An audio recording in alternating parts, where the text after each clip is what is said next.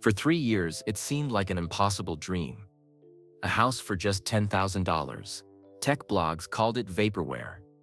Housing experts called it a publicity stunt. But on March 24, 2025, Elon Musk stood at SpaceX headquarters and made it real. Starting today, he announced, we're opening applications for the first 500 boxable casita units. 375 square feet. $10,000. Everything you need to live: kitchen, bathroom, bedroom, all in one foldable box that arrives on a single truck. 2,300,000 people applied within a week. 500 would win. Mariana Torres was one of them. This is her story, and the story of what happened when the $10,000 house finally hit the market and changed everything. Mariana Torres's phone screen had a crack running right through the middle, splitting everything she watched into two jagged halves. She dropped it 3 weeks ago at the FEMA shelter when Sophia had a nightmare about the hurricane.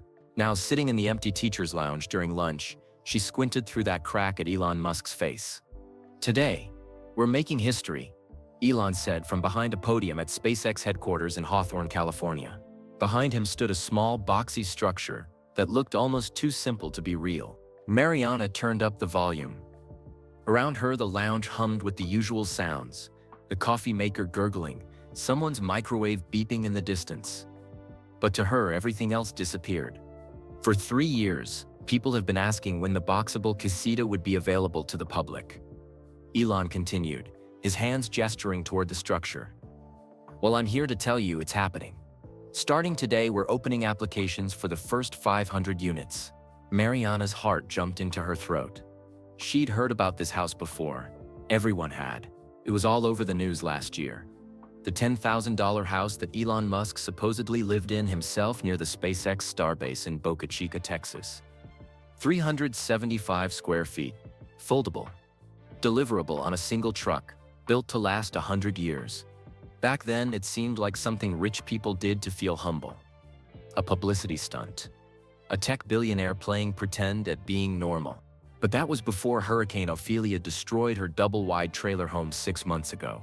Before she'd spent every night on a cot at the Brownsville emergency shelter, listening to Sophia cry softly into her donated pillow. Before her father, Roberto, started needing a cane just to walk to the bathroom because sleeping on a thin mat was destroying his diabetic legs. Now, the $10,000 house didn't seem like a game. It seemed like a miracle. The boxable casita, Elon explained, walking around the structure, is made from steel, concrete, and EPS foam. It's stronger than traditional construction. It has a full kitchen, a full bathroom, heating, air conditioning, and everything you need to live comfortably. Mariana watched as the video showed the interior. It was small, really small. The kitchen was basically a counter with a sink and a 2-burner stove. The bathroom looked like it belonged in an RV. There was one main room where everything happened. Sleeping, eating, living. But it had walls. Real walls. And a door that locked. And a window. A window. She thought about what Sophia had whispered last night. Mama, when can we have our own bed again? When can I have a window to look out of? Mariana hadn't known what to say. Her teacher's salary was $48,000 a year. In Brownsville, Texas, that wasn't terrible, but after the hurricane took everything, after the insurance money ran out faster than water through a sieve, after medical bills for Roberto's diabetes piled up, she had exactly $1,847 in her checking account. Rent for even a tiny apartment in Brownsville was running $800 to $1,000 a month now. She'd looked, she'd called, she'd begged. Nobody wanted to rent to a single mother with an elderly father and a kid. Too risky, they said. Too many people in a small space. So they stayed at the shelter. 6 months now. The social workers were kind.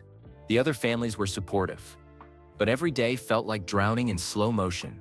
Now, I know what you're thinking, Elon said on the screen, and Mariana almost laughed because he had no idea what she was thinking. How do we make this fair? How do we choose who gets these first 500 homes? He paused, and Mariana leaned closer to her cracked screen. We're doing a lottery. Anyone can apply. You'll need to provide basic information, proof of need, and a short essay explaining why you need this home. Applications close in 1 week, March 31st, at midnight Pacific time. Winners will be announced April 15th. A lottery. Mariana's hands started shaking. She did the math in her head. Half of America was struggling right now. How many people would apply? Hundreds of thousands? Millions? What were the odds she'd actually win? But then she thought, what are the odds if I don't even try? The house cost exactly $10,000. Elon continued. No hidden fees, no markups. $10,000 and it's yours. You'll need to provide land for delivery and installation, but the house itself is $10,000. Mariana's lunch. A peanut butter sandwich she'd made from the shelter's donated supplies sat untouched beside her. $10,000. She could maybe, possibly, somehow scrape together $10,000 if she worked 3 jobs and sold everything she owned and begged everyone she knew. But land? She didn't have land. She didn't even have a car anymore. That got totaled in the flood. Still, something in her chest kept pushing. Apply. Just apply. Her phone buzzed with a text from Patricia Gonzalez, the principal's staff meeting in 5 minutes. Mariana looked at the time. Her lunch break was almost over. In 5 minutes, she had to go back to being Miss Torres, the cheerful 5th grade teacher who pretended everything was fine. The one who taught fractions and grammar and American history while living in a shelter. The one who smiled at parents during conferences and never mentioned that she was wearing the same 3 outfits on rotation because those were the only clothes that survived the storm. She saved the Boxable website link to her phone, right there on her cracked screen. Tonight. She'd apply tonight. The video was wrapping up. Elon Musk stood in front of the Boxable casita, with something in his expression that Mariana recognized.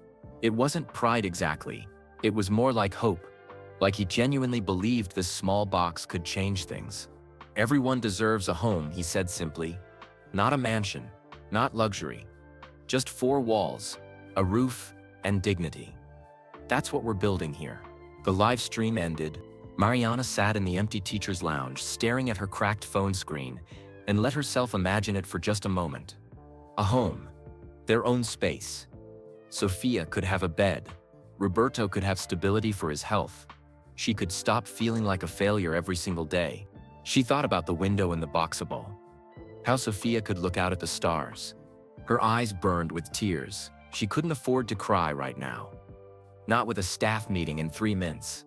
Not with 28 5th graders waiting for her to teach them long division this afternoon. She wiped her face with the back of her hand, grabbed her sandwich, and stood up. As she walked toward the meeting, she whispered to herself, to God, to the universe, to whoever might be listening, please, just this once, please let something good happen. She didn't know it yet, but in 7 days she would sit at a donated computer in the FEMA shelter and type the most important words of her life.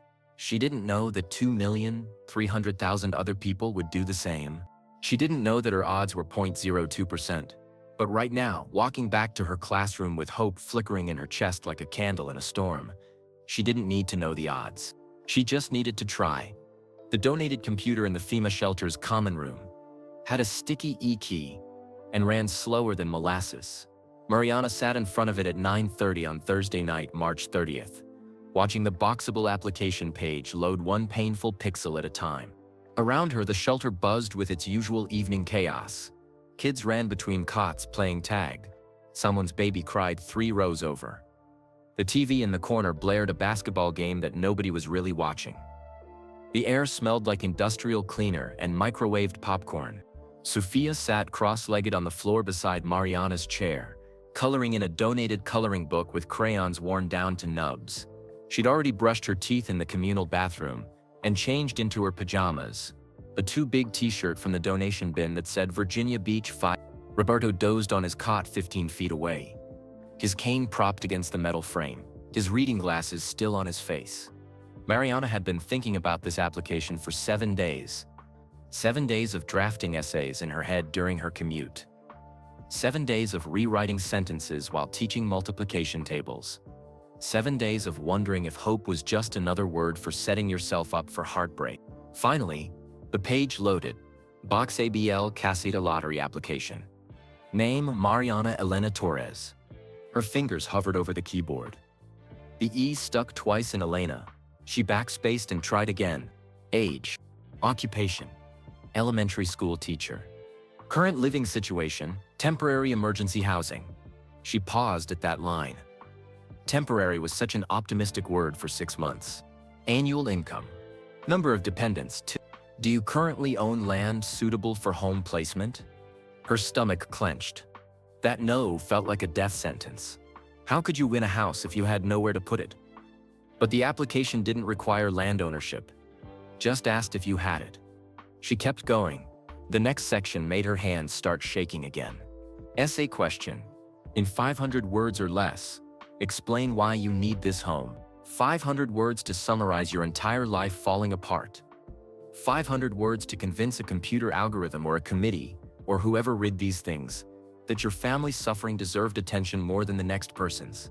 Mariana looked down at Sophia, still coloring peacefully. She wore her hair in 2 braids that Mariana had done that morning before school. One braid was already coming loose.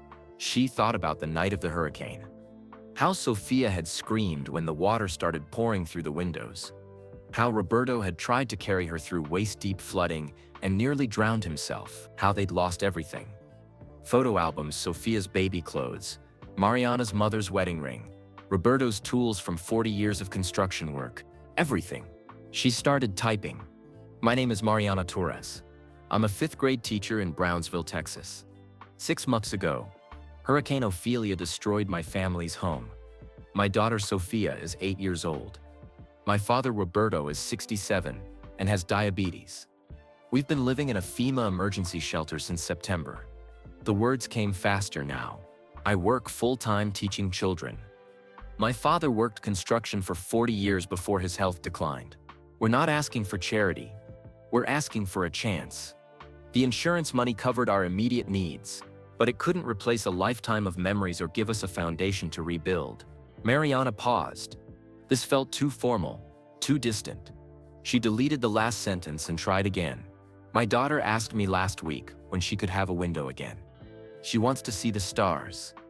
I didn't know how to answer her because I honestly don't know when we'll have our own space again. On my salary, I can't afford rent in Brownsville's current market. Apartments that used to cost $600 now cost $900. Nobody wants to rent to a single mother with an elderly father and a child. She stopped typing and pressed her palms against her eyes. Don't cry. Not here. Not with 40 other families around who could see. Mama? Sophia looked up from her coloring. Are you okay? Yes, baby. Just tired. Are you writing something important? Very important. Sophia nodded seriously and went back to her coloring. She was drawing a house. Of course she was. A square house with a triangle roof and a smiling sun overhead. A child's perfect dream. Mariana kept typing. The $10,000 house would give my family stability. It would give my father a safe place to manage his health. It would give Sophia a space to do homework at a real table instead of sitting on a shelter floor. It would give me the foundation I need to keep teaching, to keep contributing to my community, to keep showing my daughter that hard work and hope still matter.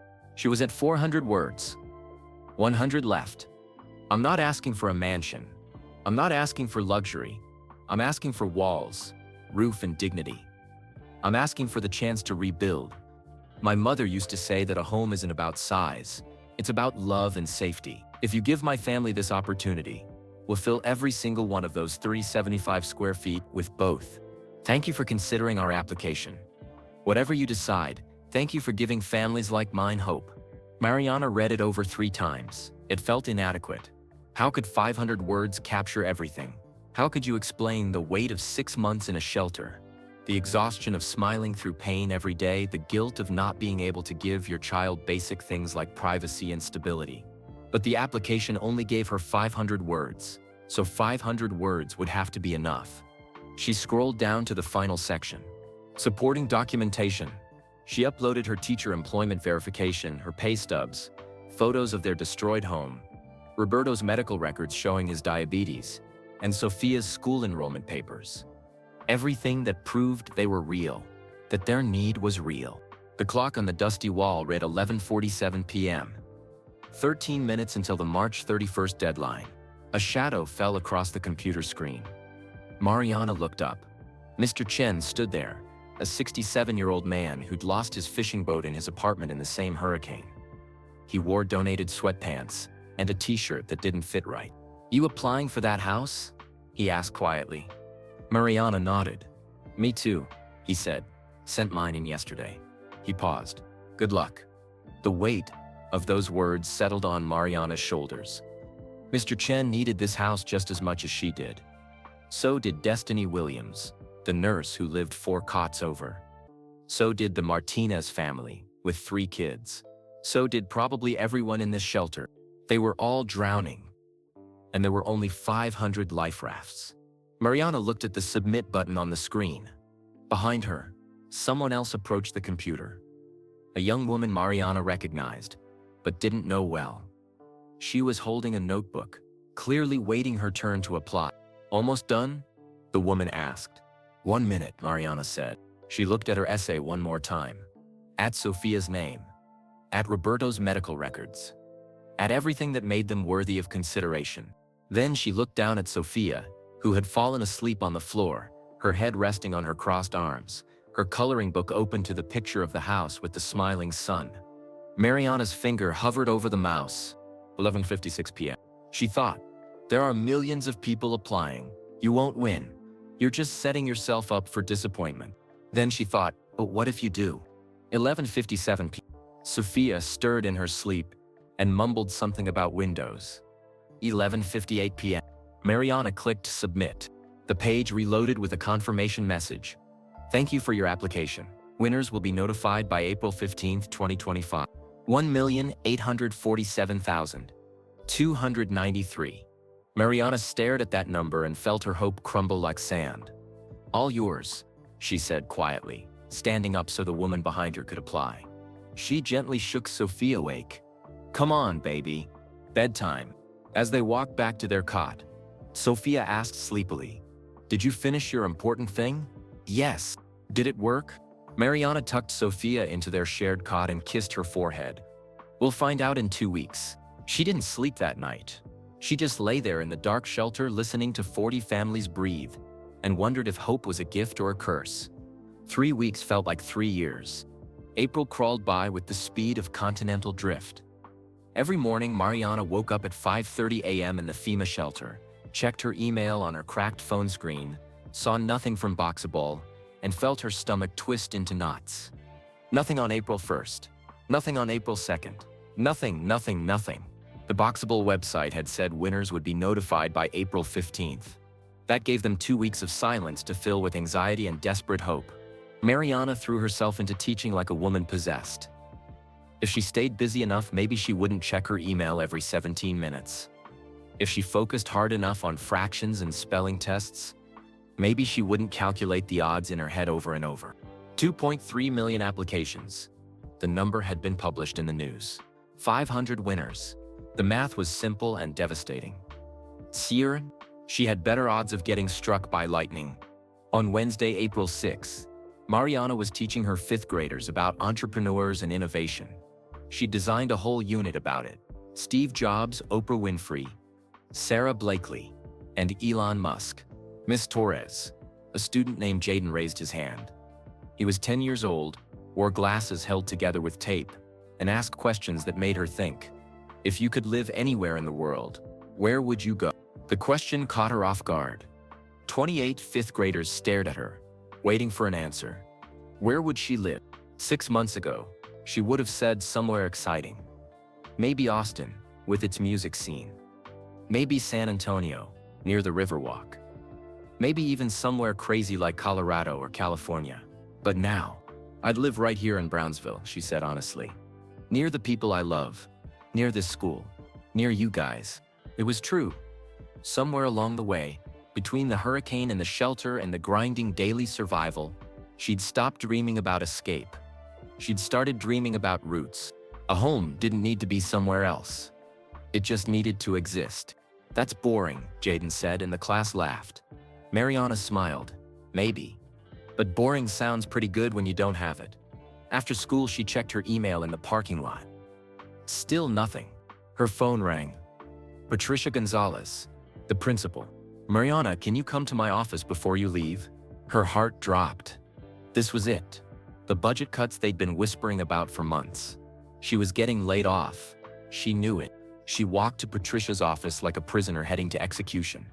Patricia was 56, had worked in Title I schools for 30 years, and had a photo of her grandchildren on her desk. She gestured for Mariana to sit. "I need to be honest with you about something," Patricia said. "Here it comes," Mariana thought. "The district is making cuts. We're losing 2 teaching positions next year." Mariana's hands gripped the armrests of the chair. "Your position is one of them." The room tilted. She heard Patricia's voice continue. Something about budget shortfalls, declining enrollment, state funding, but the words became static. Her last day would be October 31st. 6 months from now. 6 months to find a new teaching job in an area where teaching positions were already scarce. 6 months before her $48,000 salary disappeared. "I'm so sorry," Patricia said, and Mariana could see she meant it. "I fought for you." But the decision came from the district office. Mariana nodded numbly. "Thank you for telling me." She walked out to her 11-year-old Honda Civic borrowed from Patricia after the hurricane and sat in the driver's seat for 20 minutes not moving. The Boxable house felt further away than ever. Even if she won, even if by some miracle her application number came up, what good was a $10,000 house if she had no income to maintain it? She drove back to the shelter in a fog. Roberto was sitting outside on a donated lawn chair, watching Sophia play jump rope with other shelter kids. His cane rested against his knee. He took one look at Mariana's face and knew. What happened? She told him about the job. About October 31st. About the impossibility of everything. Roberto was quiet for a long moment. Then he said, "I've been thinking. We should sell the house if you win it." "What?" "People online are offering $25,000, $30,000 for these houses. We could take the profit, move to Dallas, get an apartment. You could find a teaching job there. Bigger city, more opportunities." Mariana looked at Sophia, jumping rope and laughing. The first real laugh she'd heard from her daughter in weeks. "We can't keep living like this, Mija," Roberto continued. "I see what it's doing to you, working yourself to death for a lottery ticket with impossible odds." He was right. She knew he was right. But something in her rebelled against the logic, against the practicality of giving up before she'd even lost. "Let's wait and see," she said quietly. "We don't even know if I won yet." That night, Sophia couldn't sleep. She climbed onto Mariana's cot, squeezing into the narrow space. "Mama, I had a bad dream." "About what, baby?" "About water. The hurricane water coming back." Mariana held her daughter tight. 6 months later, and Sophia still had nightmares. The school counselor said it was normal. Trauma didn't have a timeline. "There's no hurricane coming," Mariana whispered. "You're safe. But we don't have a house. If another hurricane comes, where will we go?" The question pierced straight through Mariana's chest. 8 years old, and already worried about disasters that might never happen because she'd lived through one that did. "We'll figure it out," Mariana promised. "We always do." Sophia was quiet for a moment. Then, "Did we win the house yet?" "Not yet. We'll find out in a few days. I've been praying every night. I ask God for a house with a window where I can see the stars." "Do you think God hears me?" Mariana's eyes burned. "I think God hears every word." "Then why doesn't he answer faster?" "I don't know, baby. I really don't know." Sophia fell asleep eventually. Her small body curled against Mariana's side, but Mariana stayed awake, staring at the dark ceiling of the shelter, listening to 40 families breathe and snore, and cry and dream. She thought about the 2.3 million other people who had applied. How many of them were lying awake right now, hoping for the same miracle? How many children were praying for windows and stars? She thought about her application number 1. She thought about Patricia's job offer to use her land, and how generous that was, but how it required winning first. She thought about Roberto's suggestion to sell if she won, and how much sense it made and how much it felt like giving up. Most of all, she thought about April 15th. 9 more days. 9 more days of hoping. 9 more days of checking her email every 17 minutes. 9 more days of pretending to her students that everything was fine while her entire life balanced on the edge of a 0.02% chance. On April 10th, 5 days before the announcement, Mr. Chen stopped her in the shelter hallway. "You hear anything yet?" he asked. "No." "Yeah." He shook his head. "Destiny got an email yesterday. She didn't win." Mariana's heart sank. Destiny Williams. The nurse with the 2 nursing jobs and the infectious laugh. She'd applied too. How's she doing? She's angry, said the whole thing was rigged from the start. That people like us never actually win these things. Mariana didn't know what to say. But I don't believe that, Mr. Chen added quietly. Somebody's gotta win. Might as well be you. Or you, Mariana said. He smiled sadly. I'm 67. My miracle already happened. I survived the hurricane. Your daughter is 8. She deserves her miracle now. That night, Mariana lay awake again, doing the math she'd done 1,000 times. 500 winners, 2.3 million applications. April 15th was 4 days away. She checked her email at midnight. Nothing. At 2 a.m. Nothing. At 4 a.m., she finally fell asleep. Her cracked phone clutched in her hand, the shelter breathing around her like a living thing made of broken dreams and stubborn hope. Outside, the Texas sky was full of stars that Sophia couldn't see because they had no window. But in 4 days, Mariana thought as sleep finally claimed her. In 4 days, maybe that would change. Or maybe hope really was just another word for setting yourself up for heartbreak. She'd know soon enough.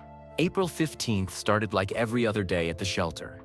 The fluorescent lights flickered on at 6 a.m. Babies cried.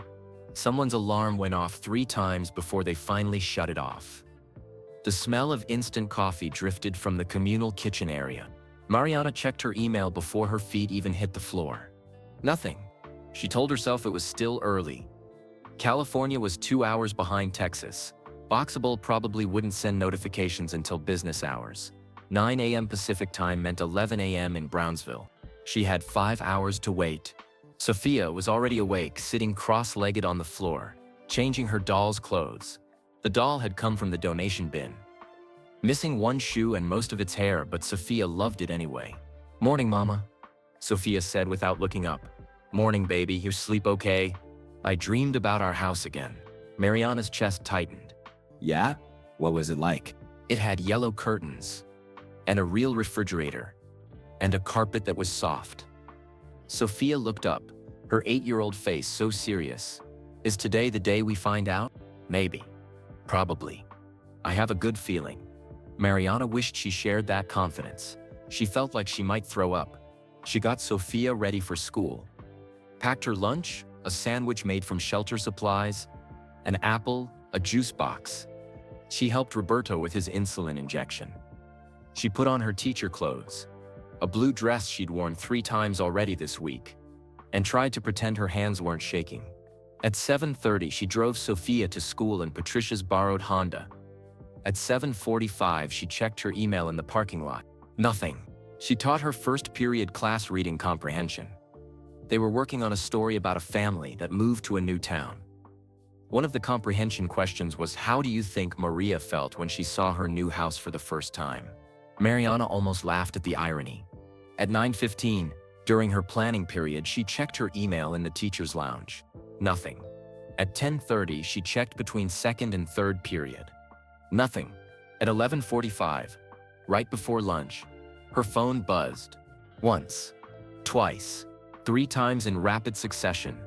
Her hands shook so badly she almost dropped it. 3 new emails. All from Boxaball. The subject line of the first one: Congratulations, Boxable Casita lottery winner. Mariana stopped breathing. She was standing in the hallway between her classroom and the cafeteria. 5th graders streamed past her heading to lunch, talking and laughing and completely unaware that her entire world had just split open. She read the subject line again. Congratulations, Boxable Casita lottery winner. Her vision blurred. The phone screen swam. She opened the email with trembling fingers. Dear Mariana Torres, congratulations. You have been selected as one of 500 winners in the Boxable Casita lottery. Your application number 118,947,293 was chosen from 2003 Vorta 47, 612 total applications. We were moved by your story and your family's resilience. We're honored to help you rebuild. The rest of the email was instructions. She had 48 hours to confirm her acceptance. She needed to provide a land location where the house could be delivered. The full payment of $10,000 was due within 30 days of confirmation. 30 days to get $10,000. But none of that mattered right now, because she won. She actually won. The sound that came out of her mouth was something between a laugh and a sob. It echoed down the empty hallway. Mariana pressed her back against the lockers and slid down to the floor, right there in the middle of Madison Elementary School, and cried so hard her whole body shook. She won. Out of 2.3 million people, somehow, impossibly, miraculously, she won. Miss Torres? A voice. Someone was talking to her. Miss Torres, are you okay? She looked up through tears. 3 teachers were standing over her, Mrs. Kim, Mr. Bradley, and Patricia Gonzalez, the principal. I won, Mariana managed to say. I won the house. I won. She held up her phone, showing them the email. Patricia's hand flew to her mouth. Mrs. Kim started crying. Mr. Bradley, who'd taught at Madison for 20 years and never showed emotion, said holy shit and immediately apologized for cursing. Patricia pulled Mariana to her feet and hugged her so tightly Mariana could barely breathe. You won, Patricia kept saying. You actually won. Mrs. Kim was reading the email over Mariana's shoulder. It says you need land. Do you have land? Reality crashed down like cold water. Land. She needed land. Her joy crumbled. She didn't have land. She didn't have anywhere to put a house. The win was meaningless without. Patricia pulled back, holding Mariana by the shoulders. Her eyes were intense, focused. Listen to me, Patricia said. My husband, he died 5 years ago. Heart attack. He left me a half-acre plot just outside Brownsville off Highway 77. We were going to build a retirement home there. We never did. Mariana shook her head, not understanding. It's been sitting empty, Patricia continued. Just dirt and mesquite trees. It's not doing anybody any good. Patricia, I don't put your house there. The hallway went silent. Even the distant sounds of the cafeteria seemed to fade. What? Mariana whispered. Put your boxable on my land. I'll draw up a simple agreement. Pay me $200 a month when you can. If you can't, we'll figure it out. But that land is just sitting there, and you need a place for your home. I can't ask you to. You're not asking. I'm offering. Patricia's voice was firm. 23 years ago, when I was a young teacher with 2 babies and a mortgage I couldn't afford, a woman I barely knew co-signed a loan for me. She said, somebody helped me once. Now I'm helping you. And someday you'll help somebody else. Tears streamed down Mariana's face. This is me helping somebody else. Patricia said simply, this is me keeping a promise I made 23 years ago. Mariana couldn't speak. She fell into Patricia's arms and sobbed. 6 months of fear and exhaustion and desperate hope finally breaking free. Mr. Bradley cleared his throat. I hate to be practical, but you've got 5th graders who need lunch supervision and you look like you've been hit by a truck. Patricia wiped her own eyes. Take the rest of the day. Go tell your family. Handle what you need to handle. I'll cover your classes. But go, Patricia said firmly. Some moments are too big to squeeze into a lunch break. Mariana grabbed her purse from her classroom. Her hands still shaking so badly she could barely work the zipper. She called the shelter from the parking lot, asked them to find Roberto, told him to be sitting down. I won, she said when he answered. Papa, I won the house. Roberto was silent for so long she thought the call had dropped. Then she heard him crying. Her father, who'd been a construction worker for 40 years, who'd dived coming to America with nothing, who'd buried his wife and kept going, who'd lost everything in a hurricane and never complained, crying. Mija, he said. Mija, are you sure? I'm sure. I'm coming to get you. We need to tell Sophia together. She drove to Madison Elementary's primary campus, signed Sophia out early. Family emergency, she told the office, which wasn't a lie because this was an emergency, just a good one for once. Sophia climbed into the car, worried. Mama, what's wrong? Why are you crying? Nothing's wrong, baby. Mariana pulled Sophia close, kissed the top of her head. We're gonna get Papa, and then we're going somewhere special for lunch. And I have something to tell you both. Tell me now. Not yet. Papa needs to hear it too. They picked up Roberto at the shelter. He was waiting outside, leaning on his cane, his eyes red. Mariana drove them to Whataburger, a splurge they couldn't afford, but today was different. Today, for once, she wasn't gonna count pennies. They sat in a corner booth. Sophia bounced in her seat, impatient. Roberto gripped his water glass with both hands. Mariana took a breath and pulled out her phone. She showed them the email. Sofia read it slowly, her lips moving with each word. When she got to congratulations, she looked up at Mariana with eyes so wide they took up half her face. "We won the house," she whispered. "We won the house," Sofia screamed. Right there in Whataburger, loud enough that everyone in the restaurant turned to look. She launched herself across the table into Mariana's arms, nearly knocking over 3 drinks in the process. "We're getting a house. A real house. With a window." Other customers were staring. Some were smiling. One older woman called out, "What's the celebration?" "We won a house," Sofia shouted. "We're not going to be homeless anymore." The woman started clapping. Then her husband joined. Then the whole restaurant was applauding. Strangers celebrating a little girl's joy, even though they didn't know the whole story. Mariana looked at Roberto. He was crying again, silently, tears running down his weathered face. "Your mother would be so proud," he said. "So proud of you, Mija." They ate burgers and fries and talked about everything. About where the house would go. Patricia's land. About what it would look like. About how Sofia would finally have a window to see the stars. But underneath the joy, Mariana felt the weight of what came next. 48 hours to confirm. 30 days to find $10,000. She had $1,847 in her checking account. She needed 8,153 more. She looked at Sofia, who was drawing on a napkin, a picture of their future house with 3 stick figures holding hands in front. Mariana had won the lottery. Now came the hard part, making the miracle real. Mariana confirmed her lottery acceptance at 11 p.m. that same night, sitting on her cot in the shelter while Sofia slept beside her. She typed in Patricia's land address, uploaded the property agreement Patricia had quickly drafted, and hit submit before she could second-guess herself. The confirmation email arrived instantly. Payment of $10,000 due by May 15, 2025. Failure to pay by deadline will result in forfeiture of lottery win. 30 days. She opened her banking app and stared at the number. She needed 8,000. In 30 days. That was 27.76 per day. Every single day. For a month. Mariana did the math over and over, as if calculating it differently might change the answer. Her teacher's salary was $48,000 annually.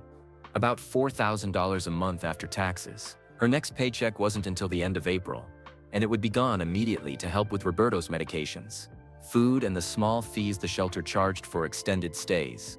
She couldn't do this. The realization hit her like a physical blow. She'd won the lottery only to fail at the finish line. But then she looked at Sofia, sleeping peacefully for the first time in weeks, and thought, no, not this time. This time I find a way. The next morning, Friday, Mariana went to La Estrella, a Tex-Mex restaurant downtown that her cousin's friend managed. She'd never worked in food service before, but she was a fast learner. "I can work Friday and Saturday nights," she told the manager, a tired-looking woman named Gloria, who was 53 and had probably hired 100 desperate people just like Mariana. 5 p.m. to close. "Whatever you need." Gloria looked her up and down. "You ever waited tables?" "No, but I manage 28 fifth graders every day. I can handle a dinner rush." Gloria almost smiled. $12 an hour plus tips. Friday and Saturday only. You start tonight. Mariana's feet ached by the end of her first shift at midnight. She'd earned $78 in wages and tips combined. She transferred it immediately to her savings account, dedicated to the house fund. 19,195. On Saturday morning, she posted on the Madison Elementary Parent Facebook group, "Experienced teacher available for tutoring. $25 hour. Reading, math, writing. Flexible schedule." By Sunday, she had 3 students signed up for after-school tutoring sessions. She worked her teaching job from 7:30 a.m. to 3:30 p.m. Tutored from 4 p.m. to 6 p.m. Worked at La Estrella from 6:30 p.m. to midnight on weekends. Every spare moment between, she graded papers or planned lessons or collapsed into exhausted sleep. Sofia noticed. Of course she noticed. "Mama, you're never here anymore," Sofia said one evening at the shelter. It was a Tuesday and Mariana had just gotten back from tutoring. She had 30 minutes before she needed to help Roberto with his evening insulin shot, and then collapse into bed. "I know, baby. I'm sorry. Are you still getting the house? Yes, but houses cost money, and I need to work to earn it. Sophia nodded, trying to understand with her 8-year-old logic. How much more money do you need? Mariana had been tracking it obsessively. It was May 2nd, 13 days since she'd won. She'd earned $1,847 in tips, tutoring, and extra work. A lot more, she said honestly. That night, Mariana sat on her cot and counted everything. She'd sold her old laptop to a pawn shop for $200. She'd sold her mother's jewelry collection, the necklace and earrings that survived the hurricane she'd even sold her wedding ring, the last piece of her marriage to Sophia's father who'd left when Sophia was 2 for total in the house fund. 45 still needed. 18 days left. The math was impossible. Even if she worked herself to death, even if she sold everything she owned, even if she never slept again, she wouldn't make it. She put her head in her hands and tried not to cry. Mariana? A quiet voice. She looked up. Mr. Chen stood there in his donated pajamas, holding an envelope. I know it's late, he said, but I wanted to give you this before I lost my nerve. He handed her the envelope. It was thin, worn at the edges. Inside was $300 in cash. Mr. Chen, I can't. It's my Social Security check, he said simply. This month's payment. I want you to have it. No, absolutely not. You need that money. For what? His voice was gentle but firm. I'm 67 years old. I live in a shelter. I eat donated food. I don't need much anymore. But Sophia is 8. She needs to see that miracles are real. She needs to know that people care. Mariana's throat closed up. Mr. Chen, my daughter lives in Seattle, he continued, not looking at her. She wants me to move there, live with her and her family. I've been too proud to go. Too stubborn. But watching you fight for your family these past months, it reminded me that pride is expensive. Sophia needs a home more than I need my pride. You're leaving. Next week. She's buying me a plane ticket. Now he did look at her, his eyes watery behind his glasses. So take the money. Let it be my goodbye gift. Let it be proof that an old man's Social Security check can still change the world, even if it's just $300 worth. Mariana stood up and hugged him. He smelled like the shelter's donated soap and something else, kindness, if kindness had a smell. Thank you, she whispered. Thank you. After he left, she sat on her cot and cried quietly, trying not to wake Sophia. 4081.22. The next morning, word spread through the shelter about Mr. Chen's donation. Mariana didn't know how. She certainly hadn't told anyone. But by lunchtime, it seemed everyone knew. That evening, as she was getting ready to leave for her tutoring session, Destiny Williams approached her. Destiny, the nurse who'd been bitter about not winning the lottery. Destiny, who'd barely spoken Mariana since the announcement. Destiny, who worked 2 nursing jobs and still couldn't afford her own place. She held out an envelope without saying anything. Mariana opened it. $40 in cash. For Sophia, Destiny said, her voice clipped. Not for you. For Sophia. Then she walked away before Mariana could respond. Over the next week, it happened again and again. $20 from the Martinez family. $50 from a woman Mariana didn't even know. $10 from a teenage boy who probably needed it more than she did. The shelter residents were giving what little they had. People who were barely surviving themselves were choosing to help her survive. On May 7th, Mariana came back from her teaching job to find a note taped to her cot. Check the community board. She walked to the bulletin board in the shelter's common room. Someone had posted a flyer. Fundraiser for the Torres family. Mariana Torres, a teacher at Madison Elementary, won the boxable $10,000 house lottery. She has 8 days to raise the money or lose her family's chance at a home. If you can help, donate here. Below was a Venmo account and a cash box taped to the wall. Mariana stood there staring at the flyer, her vision blurring. She didn't know who'd made it. She didn't know who'd set this up. But the cash box had money in it. Not much. Maybe $60 in bills and coins. But it was there. That evening, a reporter from KRGV, the local news station, showed up at the shelter. His name was James Park, and he was young, maybe 30, with kind eyes and a notepad. I heard about your story, he said. The lottery win, the deadline, the community fundraising. I'd like to do a segment about it if you're willing. Mariana hesitated. She didn't want to be a charity case on TV. She didn't want pity. It's not about pity, James said, as if reading her mind. It's about showing what community looks like. About showing that people still help each other. Can I film you for 5 minutes? She agreed. That night, KRGV aired a 3-minute segment. Local teacher races against clock to afford $10,000 dream home. They showed footage of Mariana at the shelter. They interviewed Sophia, who explained earnestly that she just wanted a window to see the stars. They showed the donation box and the community effort.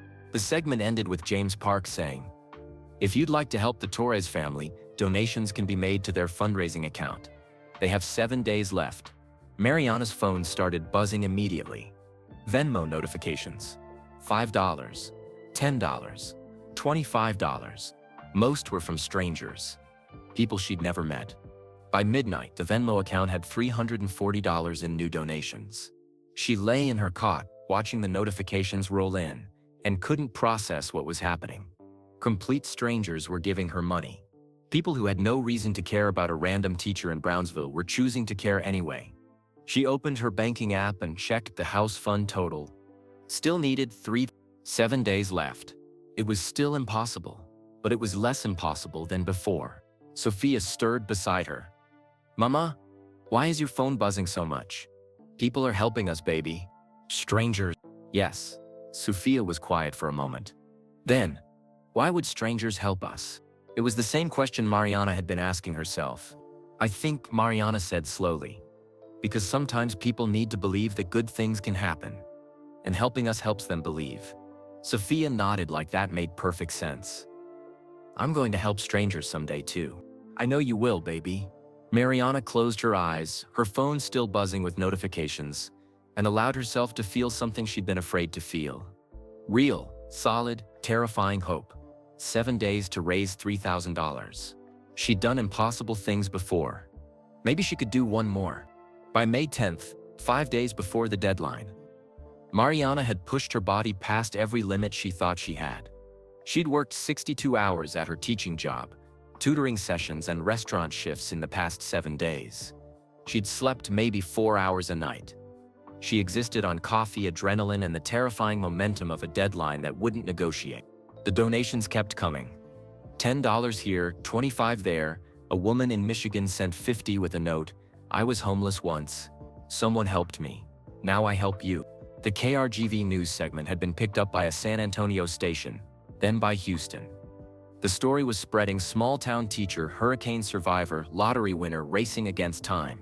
Mariana's Venmo account became a strange chronicle of American generosity and struggle. Donations from people who clearly couldn't afford to give, but gave anyway.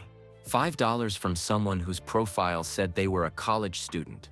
15 from a single mother in El Paso. 20 from a retired veteran in Oklahoma. Every notification made her cry and feel guilty in equal measure. These people needed their money too, but she accepted it. Because Sophia needed a window. Because Roberto needed stability for his health. Because she was so close now. On the evening of May 10th, Mariana sat in her borrowed Honda in the La Estrella parking lot. Her shift just ended at midnight. She opened her banking app with shaking hands. Total in-house fund, 9. She needed 79. 5 days left. $800. That was all that stood between her family and a home. She'd sold everything she could sell. She'd worked every hour she could work. She'd accepted every donation with gratitude and guilt. But she was still $800 short. Mariana put her head on the steering wheel and let herself break down. Completely, utterly. She sobbed in the empty parking lot at midnight, her body shaking with exhaustion and desperation. She was so close. So impossibly close. Her phone rang. Unknown number. She almost didn't answer, probably a spam call, and she didn't have the energy for it. But something made her pick up. "Is this Mariana Torres?" The voice was calm, measured, with a slight South African accent that she recognized immediately. Her heart stopped. "Yes? This is Elon Musk." Mariana sat up so fast she hit her head on the car's ceiling. "This is what? Elon Musk. I hope I'm not calling too late." She looked at the clock, 12:07 a.m. "No, I'm sorry, is this really?" It's really me. She could hear a smile in his voice. I've been following your story. James Park from KRGV sent me the news segment. Then the San Antonio coverage. Then someone tagged me on Twitter with your fundraising page. Mariana couldn't breathe. Elon Musk, the man who designed the house, the man who lived in a boxable himself, he was on the phone, talking to her. I wanted you to know something, he continued. When I designed this house, I designed it for people exactly like you. Teachers, nurses, essential workers who've been priced out of basic dignity. People who work multiple jobs and still can't afford 4 walls and a roof. Mr. Musk, I've been living in a boxable casita since 2021, right down in Boca Chica near the SpaceX starbase. Do you know why? No, sir. Because I wanted to prove a point, that you don't need excess. You don't need 6,000 square feet to have a life. You need 375 square feet, some creativity, and the freedom that comes from not being crushed by housing costs. Mariana's throat was so tight she could barely speak. It's a good house. It's a great house. But it's not about the house, is it? It's about what the house represents. Stability, safety, the foundation you build a life on. Yes, she whispered. I see you're $800 short. She should have been embarrassed. Instead, she was just honest. Yes, I've worked 3 jobs, sold everything I own, accepted donations from people who probably needed their money more than I do. But I'm still $800 short with 5 days left. There was a pause. Then, I'm covering it. Mariana's world tilted. What? The remaining $800. I'm paying it. Consider it an investment in proving that this housing model works. Mr. Musk, I can't ask you to. You're not asking, I'm offering. But I want something from you in return. Her stomach clenched. Of course there was a catch. I want to feature your story in Boxable's official campaign. I want the world to see what this project is really about. Not tech billionaires playing at minimalism. Real families rebuilding real lives. Would you be willing to do that? Mariana thought about Sophia's face when they won. About the shelter residents who donated their last dollars. About Mr. Chen giving up his social security check.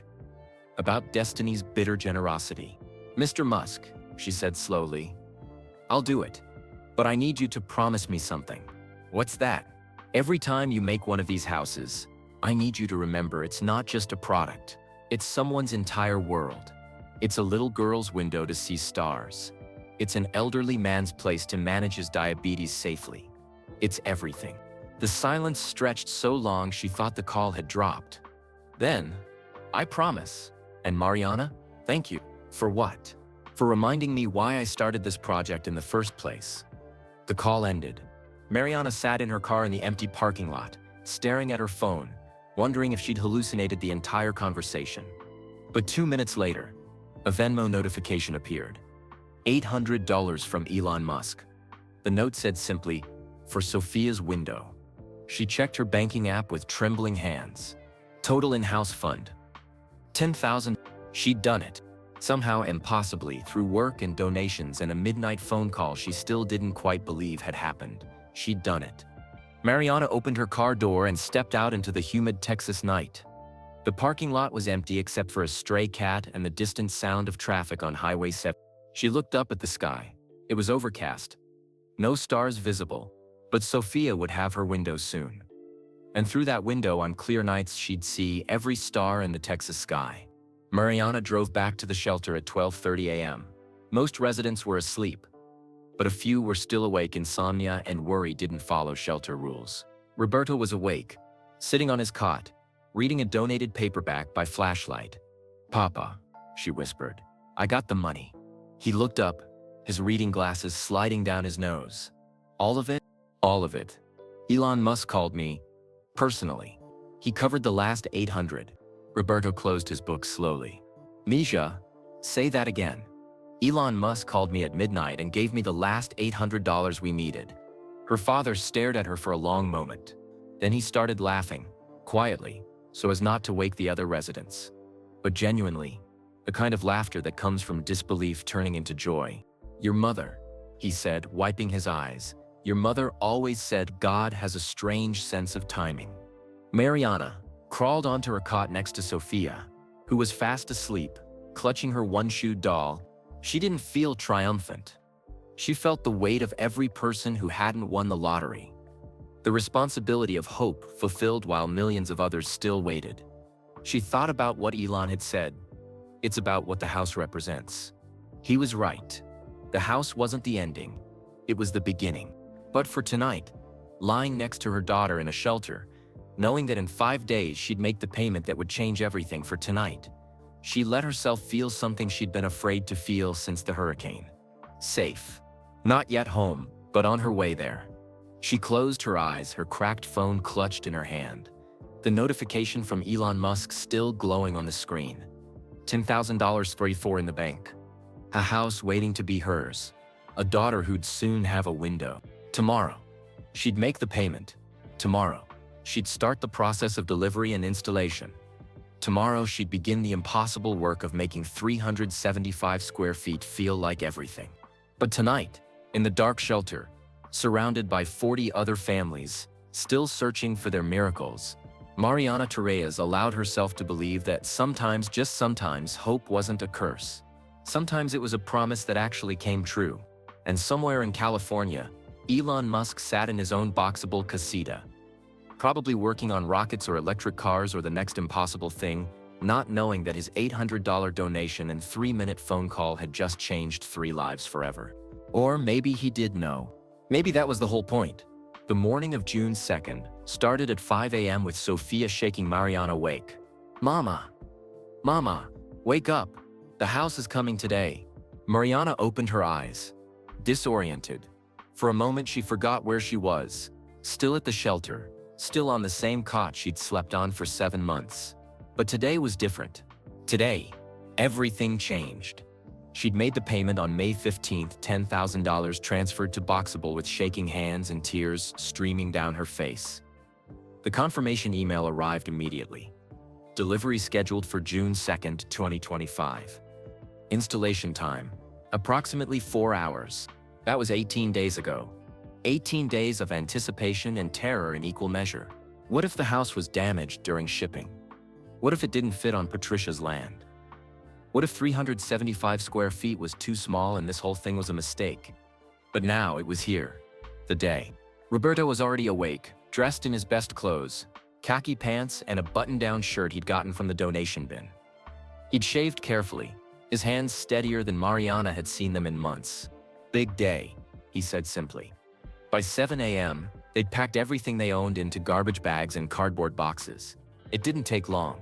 The hurricane had taken most of their possessions and 7 months in a shelter meant accumulating almost nothing new. 3 bags of clothes, a box of Sophia's school papers and drawings, Roberto's medications and medical supplies, a one-shoed doll, a donated toaster, some plates and cups. That was it. That was everything. Mariana looked around the shelter one last time. This place had been hell and heaven simultaneously. She'd hated every moment here, and been grateful for every moment. The contradictions were exhausting. Mr. Chen was already gone, flew to Seattle 2 weeks ago to live with his daughter. But other residents gathered around as the Torres family prepared to leave. Destiny Williams approached, her nurse's scrubs wrinkled from a night shift. "You did it," she said quietly. "We did it," Mariana corrected. "You helped. $40 doesn't buy much. It bought hope. That's everything." Destiny's eyes were wet. "When you get settled, you better invite me over. I want to see this famous $10,000 house. First person on the guest list," Mariana promised. By 8:30 a.m., they were loading their belongings into Patricia's borrowed Honda. By 9 a.m., they were driving to Patricia's land off Highway 6. The half-acre plot was exactly as Patricia had described. Flat, dusty, covered in mesquite trees and scrub brush. No neighbors for a quarter mile in any direction. Just open Texas land under a massive blue sky. Patricia was already there, standing next to her truck, wearing jeans and a Madison Elementary t-shirt. She'd brought a cooler of water bottles and sandwiches. The Boxable truck called, Patricia said. "They're 30 minutes out." Mariana's heart hammered. 30 minutes. Half an hour until her house arrived on a flatbed truck, folded like origami, ready to become their home. Sophia ran in circles through the mesquite trees. Her energy boundless. Where's it going to go, Mama? Right here? Or over there? They'd already marked the spot, a cleared area near the front of the property, level ground that Patricia's late husband had prepared years ago for the retirement home they never built. By 9:45 a.m., a crowd had started gathering. Mariana didn't know how word got out, but somehow it had. Shelter residents arrived. Destiny, the Martinez family, a dozen others. Teachers from Madison Elementary showed up. Parents of Mariana's students, the reporter James Park, with his camera crew from KRGV. Even some strangers, people who'd seen the news coverage and wanted to witness the delivery. Mariana felt exposed. This was supposed to be private, intimate. Instead, it felt like a public event. "You're a symbol," Patricia said gently, reading her expression. "Whether you want it to be or not, people need to see this work. They need to believe that affordable housing is possible." At 10:15 a.m., the boxable truck appeared on the horizon. A massive flatbed made what looked like a folded rectangular box. The crowd cheered. Sofia grabbed Mariana's hand, squeezing so tight it hurt. "That's our house? That's our house, baby." The truck pulled onto the property, backup beeping echoing across the empty land. The driver stepped out, a man in his 40s named Marcus, who delivered 12 boxables already this month. "Morning, Miss Torres," he said, shaking her hand. "Ready to see some magic?" "Ready." The installation crew consisted of 4 people. They moved with practiced efficiency, unhitching the folded boxable from the truck bed, positioning it precisely on the marked foundation area. Marcus explained as they worked. "The house is folded for transport. Walls are accordion style, floor and ceiling are in place. We unfold it, secure it, hook up basic utilities, and you're good to go." Whole process takes about 4 hours. Mariana watched in stunned silence as the crew began unfolding her house. It really did look like origami. The walls extended outward with mechanical precision, pulled by cables and guided by the crew. What had been a compact box on the truck slowly, methodically became a rectangular structure. Sofia's mouth hung open. "It's like a transformer." Exactly like a transformer, Mariana thought. The crowd watched in awe. Even people who'd seen the videos online had never witnessed it in person. There was something almost magical about watching a home unfold from a box. By noon, the exterior was complete. 375 square feet of steel, concrete, and EPS foam, standing sturdy on Patricia's land. Marcus invited Mariana to step inside. Her hands shook as she climbed the 2 steps to the front door. She turned the handle, a real handle on a real door that would be hers, and stepped inside. The space was small, really truly impossibly small. The entire house was essentially one room divided into functional areas. The kitchen was a counter running along one wall, sink, 2-burner stove, small refrigerator underneath. Maybe 6 feet of counter space total. The bathroom was a tiny enclosed space in one corner. Toilet, sink, shower. Standing in the shower, you could probably touch all 4 walls. The main living area was maybe 12 feet by 15 feet. That was it. That was the whole house. No closets, no storage, no separate bedroom. Just one open space where everything would happen. Sleeping, eating, living. Sofia ran inside, her footsteps echoing on the empty floor.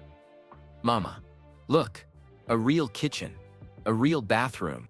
Roberto followed more slowly, his cane tapping against the floor. He stood in the center of the room, turning in a slow circle, taking it all in. Mariana walked to the window, Sofia's window, and looked out. Through the glass, she could see the mesquite trees, the empty land, the enormous Texas sky. It was the most beautiful window she'd ever seen. But the reality was settling in like cold water. This was small. 3 people would live here, sleep here, exist here. Where would Roberto's wheelchair fit when his legs got worse? Where would Sofia do homework? Where would they put their clothes?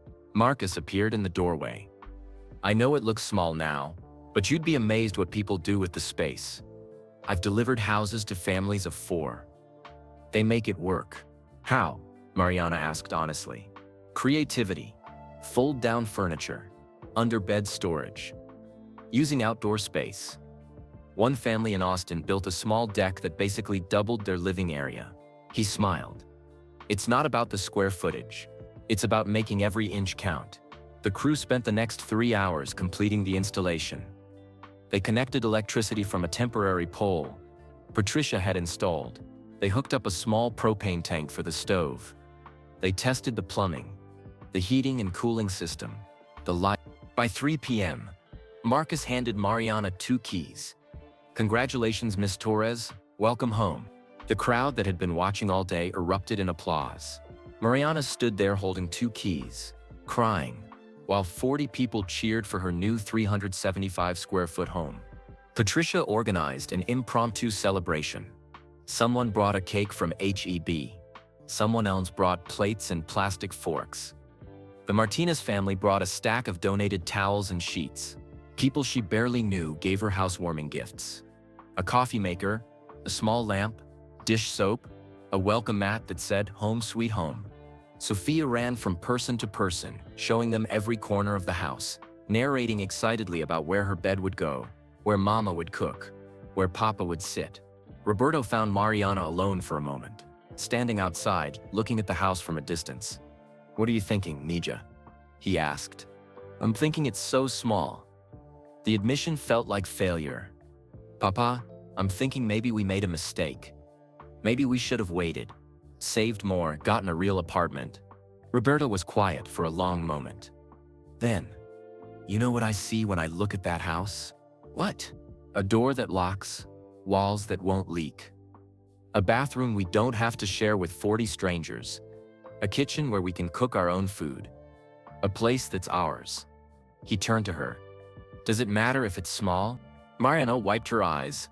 "I just want Sophia to have more than this. She has more than this. She has a mother who fought for her, a home that's paid for, a window to see the stars. That's more than most people have, Nija. That's everything." As the sun began to set, the crowd dispersed. The teachers went home.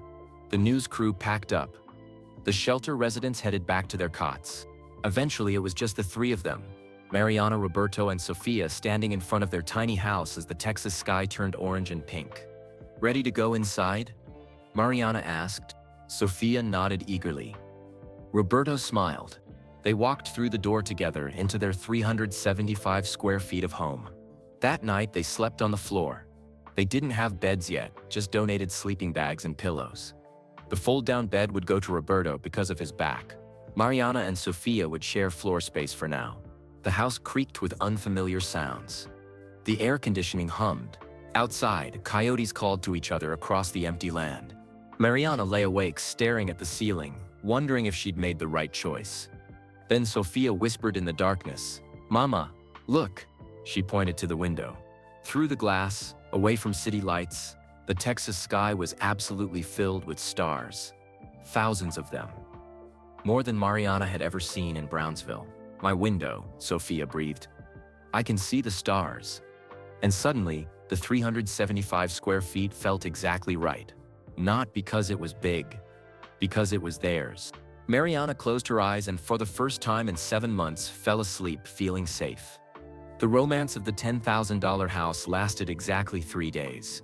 By day 4, Mariana understood why most Americans didn't voluntarily live in 375 square feet. The reality hit hardest in the mornings. Roberto needed the bathroom at 6 a.m. for his insulin shot, and morning routine. Mariana needed it at 6:15 to get ready for school. Sophia needed it at 6:30 to brush her teeth and get dressed.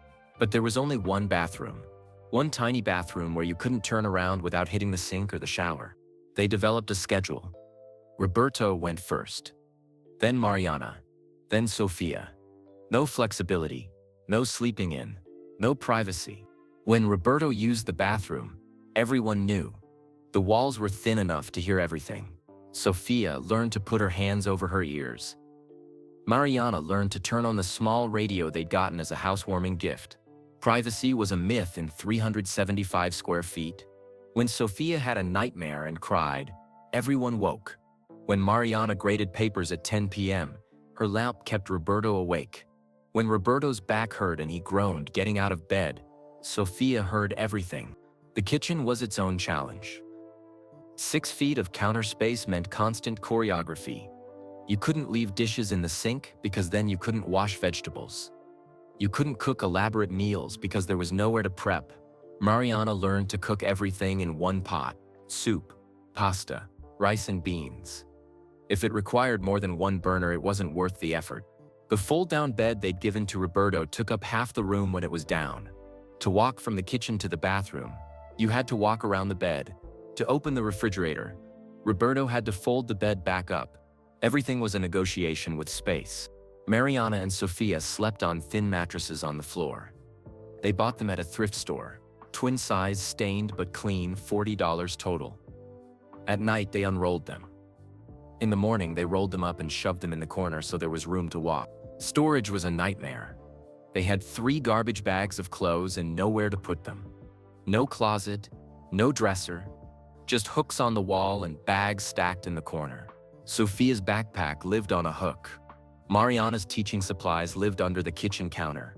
Roberto's medications took up an entire corner of the bathroom counter. Everything was always visible.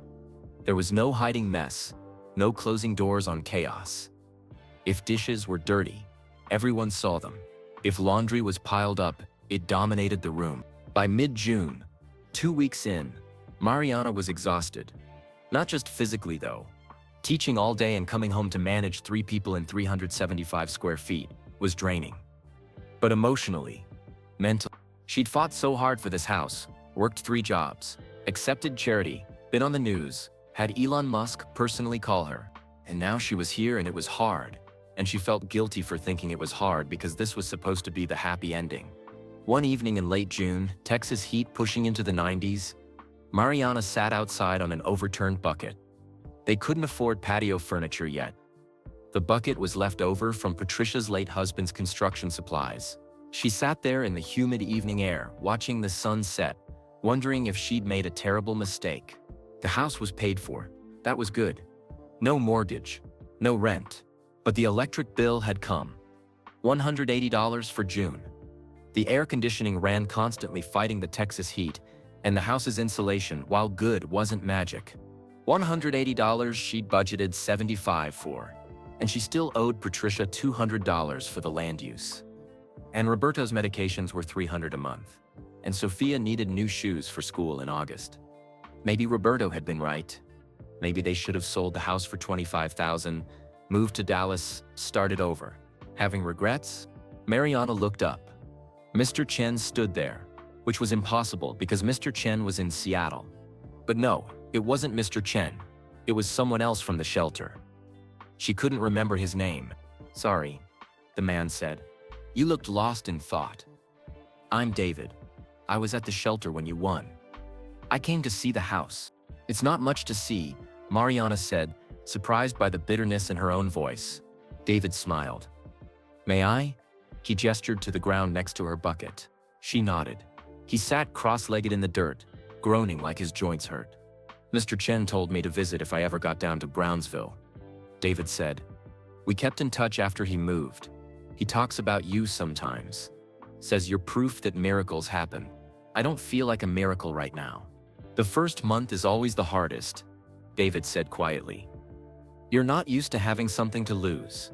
In the shelter you had nothing, so there was nothing to protect. But now you have walls and a door and a future. That's terrifying." Mariana looked at him. "How do you know?" "Because I won a house too. Different lottery, different program. Got a tiny place in Corpus Christi 3 years ago. First month I almost gave it away. Thought I'd made a mistake. Thought I wasn't cut out for stability. What changed? I stopped comparing it to what I didn't have and started appreciating what I did have." He gestured toward the boxable. "You've got 375 square feet. Is it small? Yes. Is it hard? Absolutely. But you know what you don't have?" What? 40 people breathing around you at night. Communal bathrooms. The constant fear that tomorrow the shelter might run out of room and you'll be on the street. You've got a door that locks, Miss Torres. That's worth every uncomfortable moment. He stood up, brushed dirt from his pants. "Mr. Chen wanted me to bring you something." He walked to his truck and returned with a cardboard box. Inside were homemade dumplings, frozen in plastic bags. He made them before he left. Kept them in the shelter freezer. Said to give them to you when you were having a hard day. Mariana's eyes burned with tears. How did he know I'd have hard days? Because everybody does. Even miracle recipients. David smiled. Enjoy the dumplings, and give yourself permission to struggle. That's part of living too. After he left, Mariana went back inside. Roberto was reading, his glasses sliding down his nose. Sophia was coloring at the kitchen counter. They'd found a small folding stool at a garage sale for $3. The house smelled like the cheap air freshener Mariana had bought to mask the smell of 3 people living in close quarters. It was cramped. It was hard. It was nothing like the dream she'd imagined. But Roberto looked up and smiled. David seemed nice. And Sophia said, "Mama, look what I drew. It's our house. See? With all of us inside." And through the window, Mariana could see the stars starting to appear in the darkening sky. She thought about what David had said. "You've got a door that locks." She looked around their tiny, cramped, imperfect space. And she thought, but it's ours. That night, they cooked Mr. Chen's dumplings, all of them, because the tiny freezer couldn't hold much. They ate sitting on the floor in a circle, using paper plates because they still only owned 4 real plates. Sophia said, "These are the best dumplings I've ever had." Roberto said, "Mr. Chen always was a good cook." Mariana said nothing. She just ate and watched her family and tried to remember that hard didn't mean wrong. After dinner, Sophia asked to sleep with the window open, even though it meant the air conditioning had to work harder. "I want to hear the night sounds," Sophia explained. So they opened the window, and through it came the sound of crickets, distant coyotes, wind wooing through mesquite trees, and the hum of Highway 77 a mile away. The sounds of life happening outside their 375 square feet. Mariana lay on her thin mattress on the floor and listened. Tomorrow, she'd figure out better storage solutions. Tomorrow, she'd look for a second-hand dresser. Tomorrow, she'd call about getting the electric bill reduced. But tonight, she just lay there in her tiny, imperfect, paid-for house and let herself feel grateful. Not because it was easy, because she had earned every single difficult square foot of it. And somewhere in Seattle, Mr. Chen probably knew she was eating his dumplings and struggling and surviving. And somewhere in California, Elon Musk probably had no idea that his $800 had bought more than a window for Sophia. It had bought the foundation for a family to stand on while they figured out how to live again. Small, cramped, uncomfortable, but theirs. And that, Mariana thought as she finally drifted off to sleep, was worth fighting for. Even on the hard days. Especially on the hard days. By the end of July, something unexpected started happening. Mariana received a friend request on Facebook from someone named Linda Reyes in Phoenix, Arizona.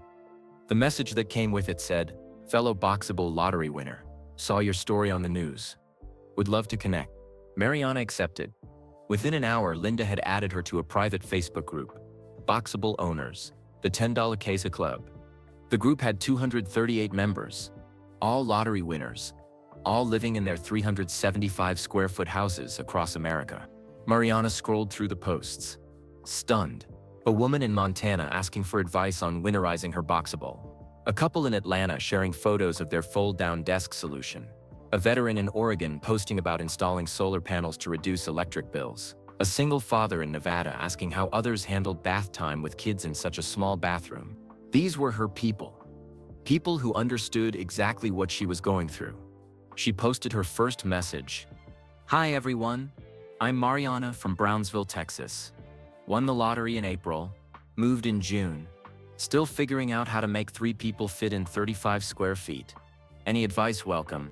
The responses came within minutes. "Get a fold-out table for the kitchen. Game changer." David K., Montana. "Tension rods inside the bathroom for extra towel storage." Rachel O. at Atlanta. "Command hooks everywhere. Walls are your friend." Marcus T., Oregon. "Underbed storage containers. We have 12 of them." Jennifer L., Nevada. That evening, Mariana showed Roberto and Sophia the Facebook group. "There are 500 of us," she explained. 500 families living in these houses. "We're not alone." Sophia leaned over her shoulder, looking at photos other families posted. "That girl has the same house as us. They all do, baby." That's the point. Over the next week, Mariana became active in the group. She asked questions. She shared her own solutions. like using a shoe organizer on the back of the door for Sophia's school supplies. She offered advice to newcomers who were just moving in. She learned that a man named David Kim in Montana was a veteran who'd bought his Boxable with VA benefits. He was using it as a temporary home while building a larger house on his property. She connected with Rachel and Tom Okonkwo in Atlanta, a young Nigerian-American couple using their Boxable as a starter home while saving money. Rachel was a social worker.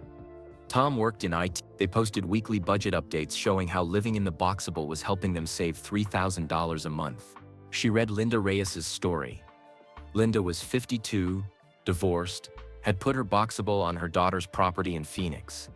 She'd been homeless for 6 months before winning the lottery. Now she was rebuilding her life, working as a cashier at Target, slowly saving money. These weren't rich people playing at minimalism. These were working families, struggling families, barely making it families who'd gotten a chance. On August 3rd, David Kim from Montana posted a video. He'd built a small wooden deck extending from his Boxable's entrance, 10 feet by 10 feet, made from reclaimed lumber. Cost $300. It basically doubles my living space in summer, he explained in the video. I cook out here, eat out here, work out here. The house is for sleeping in bad weather. The deck is for living. Mariana watched the video 3 times. A deck. Outdoor living space. She could do that. She showed Roberto, who'd worked construction for 40 years. His eyes lit up for the first time in months. I could build that, he said. I can't do heavy labor anymore, but I could design it. We could hire someone to help with the actual construction. How much would it cost? Roberto did calculations on a paper napkin. Materials, maybe $400 if we're smart. Labor, if we found someone willing to work cheap, maybe another $200. $600 they didn't have. But Mariana posted in the Facebook group anyway. Thinking about building a small deck. Has anyone else done this? Worth it? The responses were unanimous. Absolutely worth it. Do it. Linda Reyes messaged her privately. Start a small fundraiser in the group. We help each other. That's what we're here for. Mariana hesitated. She'd already accepted so much charity. The donations to buy the house. Elon Musk's $800. Mr. Chen's social security check. But she posted, would love to build a small deck to extend our living space. Materials cost about $600. If anyone can contribute even $5, it would help. No pressure. We're grateful either way. Within 24 hours, members of the Boxable Owners Group had donated $370. People she'd never met. People living in their own tiny houses, struggling with their own challenges, choosing help anyway. David Kim sent $50 with the note. Veterans help teachers help everyone. Rachel and Tom sent $25. Every family deserves outdoor space. Linda sent $40. Because someone helped me, now I help you. Mariana cried reading the donations. Not sad tears, grateful tears mixed with the strange guilt of being helped by people who probably needed help themselves. By mid-August, Roberto had designed a simple deck 8 feet by 10 feet extending from the front door. They hired a local handyman named Jorge who charged $200 for labor because he'd seen Mariana's story on KRGV and wanted to help. The deck took 2 days to build. Roberto supervised from a lawn chair, his construction expertise still sharp, even if his body couldn't do the heavy work. Sophia helped hand Jorge tools and nails. When it was finished, Mariana stood on their new deck and felt something shift. The house was still 375 square feet inside, but now they had 80 square feet of outdoor space. A place to sit in the evening. A place to eat breakfast. A place to exist that wasn't constantly on top of each other. She bought 2 used lawn chairs at a garage sale for $15. Patricia donated a small folding table. Sophia helped paint a welcome sign from scrap wood. The Torres family. That evening, they ate dinner outside for the first time. Simple tacos that Mariana had cooked inside but served on the deck. The August heat was intense, but a breeze made it bearable. This is nice, Roberto said quietly. Really nice, Mija. Sophia swung her legs under the table. Can we eat out here every night? When the weather's good, yes. Mariana posted photos in the Boxable Owners Group. Thanks to this community, we now have a deck. You've doubled our living space. and tripled our happiness. The comments poured in. People celebrating. People asking for Roberto's design plans so they could build their own. People sharing their own expansion projects. Sheds, carports, garden spaces, fenced yards. Linda Reyes commented, "This is what I've been trying to tell people. These houses aren't meant to be permanent solutions. They're meant to be stepping stones. Foundations you build on." That phrase stuck with Mariana. Foundations you build on. The Boxable wasn't the ending. It was the beginning. Over the next few weeks, Mariana started seeing her house differently. Not as 375 square feet of limitation, but as 375 square feet of possibility. She started planning. Maybe next year they could build a small shed for storage, 10 feet by 10 feet. That would free up interior space. Maybe the year after they could fence the property, create a real yard where Sophia could play. Maybe, eventually they could buy a second Boxable and put it 20 feet away. Roberto's own space connected by a covered walkway. Sophia could have privacy as she got older. The Facebook group became her lifeline. When her air conditioning broke in late August, someone in the group walked her through troubleshooting it over video chat. When Sophia needed school supplies, 3 group members sent Amazon packages. When Mariana felt overwhelmed and posted at 11 p.m. about feeling like a failure, 20 people responded within an hour. "You're not failing. You're pioneering." David, 3 months in, is the hardest. Keep going. Rachel, "My kids are thriving in our Boxable. Yours will too." Jennifer, "You're teaching Sophia something more valuable than space. You're teaching her resilience." Linda, on the last Saturday of August, Mariana organized a small gathering. She invited Patricia Destiny Williams from the shelter, a few of her teacher colleagues, and some parents from her class. 8 people total, the maximum that could comfortably fit on her deck and in her small yard. She served simple food, hot dogs, chips, watermelon, nothing fancy, but it was hers, in her space, at her home. Patricia brought homemade salsa. Destiny brought her new boyfriend, a quiet mechanic named Carlos. Sophia played with 2 students from Mariana's class. As the sun set and the Texas sky turned orange and pink, Mariana looked around at her tiny house, her humble deck, her borrowed land, and her collection of mismatched furniture. It wasn't much, but it was filled with people who cared, people who'd helped, people who'd shown up. Roberto caught her eye from his lawn chair and smiled. He looked healthier than he had in months. The stress of shelter living had been destroying him. The stability of the Boxable, even with its challenges, was healing him. Sophia was laughing, running in circles with her friends, completely unburdened by the smallness of their house. To her, this was everything. That night, after everyone left, Mariana sat on her deck alone, checking the Facebook group one more time before bed. Linda Reyes had posted 6-month check-in, "Who's still in their Boxable? How's it going?" Hundreds of comments. People sharing updates. Some had already moved on, used the Boxable as a stepping stone to something bigger. Others were settling in long-term, making it work. Mariana commented, "Still here, still learning, still grateful. This house saved my family." David Kim responded immediately, "No, Mariana, your family saved your family. The house just gave you a foundation to stand on." She thought about that as she went inside, locked her door, her lock, her home, and prepared for bed. The house hadn't saved them. They'd saved themselves. The house had just made it possible. And that, Mariana realized, was exactly what it was supposed to do. The letter arrived on September 28th, exactly 1 week before Mariana's last day of teaching at Madison Elementary. She'd known it was coming. The district had given her notice back in April. Budget cuts, position elimination, last day October 31st. She'd had 6 months to prepare, but knowing something is coming doesn't make it hurt less when it arrives. Notice of employment termination. Effective October 3rd. Mariana sat on her deck, holding the official letter, watching the September sun sink toward the horizon. Sophia was inside doing homework at the kitchen counter. Roberto was napping on his fold-down bed. She'd applied to 15 teaching positions over the summer. Brownsville, Harlingen, San Benito. Even looked at positions in McAllen, which was 40 minutes away. 0 responses. Not even interviews. The teaching market in South Texas was brutal. Too many qualified teachers, not enough positions. And everyone knew that schools preferred younger teachers, cheaper salaries, fewer benefits to pay. At 34, Mariana wasn't old, but she wasn't 23 and fresh out of college either. She had 33 days left of steady income. After that, nothing. Her bank account had $1,200 in it. That would cover maybe 1 month of expenses if she was extremely careful. Roberto's medications alone cost $300 monthly.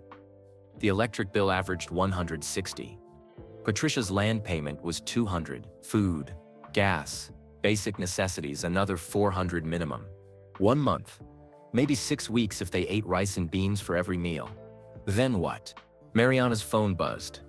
A notification from the Boxable Owners Facebook group. She almost ignored it, didn't have the energy for cheerful community posts right now, but opened it anyway. David Kim had posted, "Job opportunities thread, let's help each other." The post explained that many Boxable owners were struggling with employment.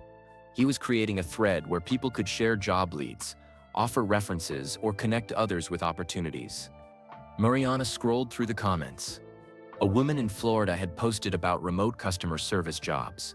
Someone in Colorado shared a link for online tutoring positions. A man in Texas, not far from Brownsville, mentioned that Amazon was hiring warehouse workers at $17 an hour. She posted her own comment, "Elementary teacher in Brownsville TX. Just lost position due to budget cuts. Looking for teaching jobs or anything that pays a living wage. Willing to work hard. Single mother with elderly father to support." Within 10 minutes, 3 people had responded with leads. None of them were teaching positions: retail manager at Target, administrative assistant at a doctor's office, customer service representative for an insurance company. Jobs that paid less than teaching. Jobs that had nothing to do with her degree or her passion. But jobs. That night, Destiny Williams called. She was the nurse from the shelter who donated $40 toward the house fund. The money she'd said was for Sophia, not for you. "I heard you're losing your teaching job," Destiny said without preamble. News traveled fast in small communities. "How did you?" Patricia told me. "Listen, the clinic where I work needs a medical assistant. It's part-time, 25 hours a week, $13.50 an hour. No certification required. It's basically administrative work, scheduling, filing, taking vitals. Nothing medical." Mariana did the math quickly. 25 hours at $13.50 was $337.50 per week. About $1,300 a month. Less than half her teaching salary. "It's not much," Destiny continued. "But it's something, and it's yours if you want it." "Destiny, why would you help me? You barely know me." There was a long pause. "Because 8 months ago I was bitter that you won the lottery and I didn't. I thought it was unfair. But then I watched you work 3 jobs to afford the house. I watched you build a life from nothing. I watched you help other people in that Facebook group even when you were struggling yourself." Another pause. "You reminded me why I became a nurse, to help people. So now I'm helping you." Mariana's throat tightened. "Thank you. Interviews Tuesday at 2 p.m. if you want it. Clinics on Price Road, near the HEB." After they hung up, Mariana sat in the darkness of her tiny house and cried quietly so she wouldn't wake Sophia or Roberto. She was going to lose a job she loved. She was going to make half the money. She was going to struggle, but she wasn't going to be homeless. She wasn't going to lose the house. She was going to survive. The interview on Tuesday was straightforward. The clinic manager, a worn-out woman named Dr. Patricia Chen, asked basic questions. Could Mariana answer phones? Could she use basic computer software? Was she reliable? "I'm a teacher," Mariana said. "I can do anything you need me to do, and I'll show up every single day." Dr. Chen hired her on the spot. Start date, November 1st. The day after her teaching position ended. That evening, Mariana updated the Boxable Owners group. Update: found part-time work starting in November. Taking a 60% pay cut from my teaching job. But we won't lose the house. Thank you to everyone who shared job leads. This community saved me again. Linda Reyes from Phoenix commented, 60% pay cut is brutal, but you'll adapt. We all do. That's what this journey teaches us, how little we actually need to survive. Rachel Okonkwo from Atlanta added, Have you considered side hustles? Tom does freelance web design. I clean houses on weekends. Every extra $50 helps. Mariana thought about that. Side hustles. She was already losing her weekends to work at La Estrella restaurant. Where would she find more hours? But that night she made a list. Ways to earn extra money. Continue weekend restaurant shifts, 300. Tutoring after work, $200 a month if she could find students. Sell crafts? Sophia's suggestion, probably not realistic. Deliver food? Would need reliable car, which she barely had. Online tutoring? Possible. Research required. The list was depressing. Even with all of this, she'd be making less than she made as a teacher. But she'd be surviving. Barely. On the edge. But surviving. Roberto found her at the kitchen counter at midnight, calculator in hand, trying to make numbers work that fused to cooperate. "Misha," he said gently. "Come to bed. I can't make it work, Papa. Even with the clinic job and the restaurant shifts, we're short about $200 a month. Then we'll figure it out. We always do." "How? How do we figure it out?" Roberto sat down heavily on his fold-down bed. His legs had been hurting more lately. The diabetes was getting worse, despite the stability of having their own home. "I've been thinking," he said slowly. "I could sell my tools. The ones that survived the hurricane. They're in the shed. Good quality. Worth maybe $500. "No." Mariana's voice was sharp. "Those are your tools. 40 years of construction work. They're part of who you are. I'm not a construction worker anymore. I'm a man who needs his daughter to have a home." He looked at her steadily. "Tools or family, Mija?" Easy choice. Mariana wanted to argue. But the truth was, they might need that $500. They might need everything. On October 15th, 2 weeks before her last teaching day, Mariana's students surprised her with a party. They'd baked cookies at home with their parents. They'd made cards covered in crayon drawings and misspelled words of affection. One card, from a girl named Jasmine, said, "Miss Torres, you teached me that try hard pays off. Thank you for being my teacher." Mariana read it and had to step into the hallway so her students wouldn't see her cry. She'd taught for 9 years. Hundreds of students, thousands of lessons. She'd shaped young minds, encouraged struggling readers, celebrated small victories. And now it was ending because of budget cuts she couldn't control. That afternoon, Patricia Gonzalez called her into the principal's office. "I have something to tell you," Patricia said, "and I don't want you to argue with me." Mariana's stomach dropped. "What?" "The land payment. The $200 a month. I'm waiving it for 6 months." "Patricia, no. Listen to me. You're about to take a massive pay cut. You need breathing room. My land isn't going anywhere. Neither are you. Consider it a gift, or a loan, or whatever helps you accept it." Patricia's voice was firm. "You helped teach my grandchildren to read. You showed them what resilience looks like. This is me investing in a teacher who invested in my family." Mariana couldn't speak. $200 a month for 6 months. $1,200 she wouldn't have to worry about. It was the difference between barely surviving and actually surviving. "Why does everyone keep helping me?" she finally asked. Patricia smiled. "Because you let them. That's a gift too, you know. Letting people help." On October 31st, Mariana's last day at Madison Elementary, her students gave her a poster. All 28 of them had signed it. The message at the top in rainbow letters, "Teachers change the world, one student at a time. Thank you for changing ours." She took the poster home and hung it on the wall of her tiny boxable, right next to Sophia's drawing of their house. That night she sat on her deck with Roberto and Sophia, eating a simple dinner of pasta and vegetables. "Tomorrow I start my new job," she said. "It's going to be hard. We're going to have less money. Things are going to be tight." Sophia looked up from her plate. "But we're keeping the house, right?" "Yes, baby. We're keeping the house. Then it's okay." Sophia's logic was 8-year-old simple. As long as we have the house and each other, everything else is okay. Mariana looked at her daughter and realized she was right. The house hadn't saved them, but it had given them a foundation to stand on while they figured out how to save themselves. And tomorrow, that journey continued. Different job, less money, more struggle, But still standing, still here, still home. That, Mariana thought, was the real miracle. The email arrived on October 7th, exactly 1 week after Mariana started her new job at the clinic. She was exhausted. The medical assistant position was harder than she'd expected, not physically but mentally. After 9 years of teaching where she controlled her classroom and knew every procedure, she was now the newest employee learning a completely different system. How to schedule appointments in the clinic's ancient computer system. How to take blood pressure correctly. How to handle angry patients who'd been waiting too long. How to file insurance paperwork without making mistakes. She came home every evening with her brain fried, made simple dinners, helped Sophia with homework, and collapsed into sleep by 9 p.m. The restaurant shifts on weekends felt impossible now.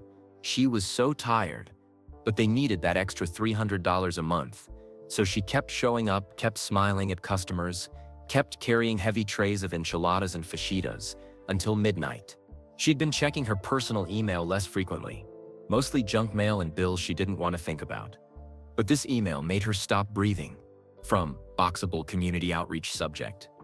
Documentary series opportunity. She opened it with shaking hands. Dear Mariana, we've been following the stories of our lottery winners over the past 6 months. Your journey has been particularly inspiring, not just the win itself, but how you've built community, helped other owners, and demonstrated what's possible with affordable housing. We're creating a documentary series about Boxable owners. Real stories, real challenges, real solutions. We're not interested in making promotional material. We want to show the truth, that dignified housing is possible at this price point, but also the real struggles people face. We'd like to feature your family. The commitment would be 1 filming session per month for 6 months. Concession: $5,000 upfront plus $500 per filming session. Total potential earnings. If you're interested, please respond by October 15th. We begin filming in November. Best regards, Hannah Martinez, documentary director. Mariana read it 3 times. $8,000. That was more than 4 months of her clinic's salary. That was breathing room. That was security. But it also meant cameras in her house, filming her struggling, showing the world that 375 square feet with 3 people was hard. She showed the email to Roberto that evening. He read it slowly, his reading glasses perched on his nose. What do you think? I think $8,000 would change everything. I could stop working weekends at the restaurant. I could actually breathe. We could save some money for emergencies. But it means giving up privacy we barely have. It means letting strangers watch us live, film us eating dinner, see Sophia doing homework on the floor. Because we don't have a desk. Roberto was quiet for a long moment. Privacy is expensive. Mija, right now we can't afford it. Sophia wandered over from her homework spot. What are you talking about? Mariana explained about the documentary, about people filming their house, about being on TV. Sophia's eyes went wide. Like a movie? Sort of. They'd show how we live in our house. That's so cool. Can I tell my friends? Her 8-year-old enthusiasm made the decision easier somehow. This wasn't shameful. This was their story. Their truth. Mariana responded to the email that night. Yes, we're interested. When can we discuss details? The phone call came the next day. Hannah Martinez was 35, a documentary filmmaker who'd worked on housing inequality projects before. Her voice was warm but professional. I want to be very clear about what this is and isn't, Hannah said. We're not making poverty porn. We're not trying to exploit your struggle. We're trying to show that dignified, affordable housing is possible, but also realistic about the challenges. What would filming look like? Once a month, we'd spend about 4 hours at your home. We'd film daily life, cooking dinner, getting ready for work, family time. We'd do short interviews about what's working and what's challenging. We'd show the good and the bad. And you'd pay $5,000 up front? Yes, before we film anything. That's our commitment to you. You're not doing this for free. Your time and your story have value. Mariana thought about the bills on her kitchen counter. The electric bill she'd had to negotiate a payment plan for. The credit card she'd maxed out buying Sophia new school shoes. When would this start? First session would be late November. But I'd like to meet you first, in person, before we commit to anything. Would next week work? They scheduled a meeting for October 14th at the Boxable. Hannah arrived exactly on time, driving a Honda with camera equipment in the back. She was petite, wore jeans and a simple shirt, carried a worn notebook. Mariana had cleaned the house obsessively that morning. An impossible task in 375 square feet where everything was always visible. But she'd tried. Hannah stepped inside and looked around slowly. Not judging, observing. "This is perfect," she said quietly. "Perfect? It's real. It's lived in. This is what we want to show." Hannah sat at the small kitchen counter, the only seating besides the floor. "Can I be honest with you about something? Please." When rich people talk about tiny house living, it's trendy. It's Instagram-worthy. It's a choice. But when working families live in small spaces out of necessity, that's a different story. That's the story that matters. Mariana nodded slowly. "I don't want to film you and make people feel sorry for you." Hannah continued, "I want to film you and make people understand that housing affordability is about dignity. That a family can thrive in 375 square feet if they have stability and community. But we do struggle," Mariana admitted. "Every single day is hard. Then we'll show that too. The struggle is part of the story. But so is the resilience. So is the creativity. So is the love in this space." Hannah gestured around the tiny room. "That's what makes it powerful." Sophia came home from school then, bursting through the door with her usual energy. She stopped when she saw Hannah. "Are you the movie person?" Hannah smiled. "I'm the documentary person. Close enough. You must be Sophia." "I'm 8. I sleep on the floor. We have a deck now. Want to see?" Sophia gave Hannah a complete tour, which took about 3 minutes because there wasn't much to tour. But she showed every corner with such pride that Mariana felt her throat tighten. To Sophia, this house wasn't small. It was everything. After Sophia went outside to play, Hannah asked Mariana a question that stopped her cold. "If you could go back to the hurricane knowing what you know now, would you change anything?" Mariana thought about it. Really thought. The hurricane had destroyed their home, had traumatized Sophia, had put them in a shelter for 7 months, had cost them everything. But it also led them here, to this house, to this community, to this moment. "No," she said finally, "I wouldn't change it. Because Sophia learned something I could never teach in a classroom. That things don't make you rich. People do. Community does. Having enough does." Hannah wrote that down, word for word. "That," she said quietly, "is exactly the story we need to tell." They signed the contract that day. $5,000 would be deposited within a week. First filming session scheduled for November 20th. That evening, Mariana checked her bank account obsessively until the deposit appeared. She sat on her deck and cried. Not sad tears, not even happy tears exactly. Just overwhelmed tears. $5,000 meant she could quit the weekend restaurant shifts. Meant she could save $1,000 for emergencies. Meant she could breathe for the first time since losing her teaching job. She posted in the Boxable Owners Facebook group. Update: agreed to participate in Boxable documentary series. They're paying $8,000 total for 6 months of filming. If anyone else gets contacted, I recommend it. They're respectful and the money is real. David Kim commented. They contacted me too. Montana filming starts in December. This could change everything for a lot of us. Linda Reyes added Phoenix sessions scheduled for January. We're not just surviving anymore, we're telling our story. That matters. That night, Mariana made a special dinner, actual chicken instead of just beans and rice. They ate on the deck, watching the October sunset. Mama, Sophia asked, when the movie people come, can I show them my window? The one where I see the stars?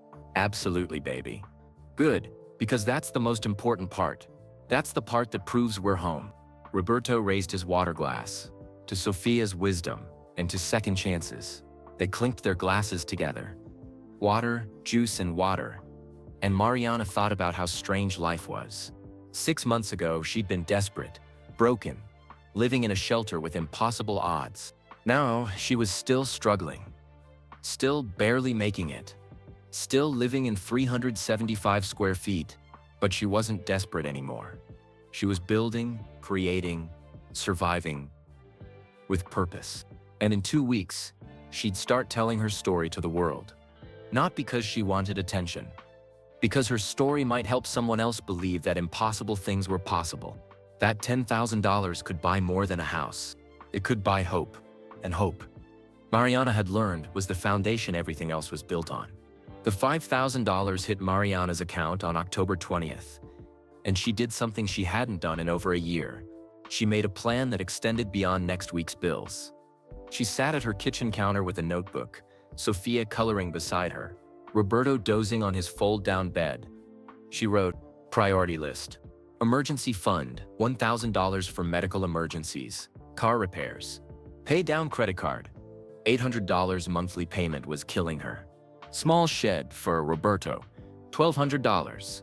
Give him private space. Savings for future. The shed was the dream.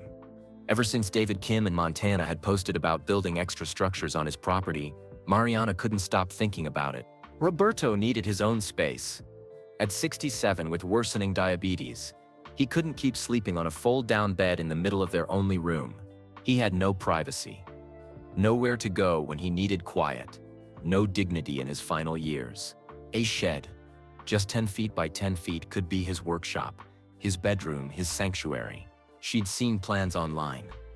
Simple wooden construction. Local contractors charged around $1,200 for materials and labor. But was it responsible to spend $1,200 on a shed when they were barely surviving? She posted in the Boxable Owners group. Question: has anyone built additional structures on their property? Considering a small shed for my father to have private space, worth the investment? The responses came within minutes. David Kim. Best decision I made. My Boxable is 3075 SKU at, but my elevable space is 800 plus SKU at, with the deck and workshop. Think of it as expanding your home. Linda Reyes. I built a 10x12 storage shed for $900. Now all our seasonal stuff lives there and the Boxable feels twice as big inside. Rachel Okonkwo.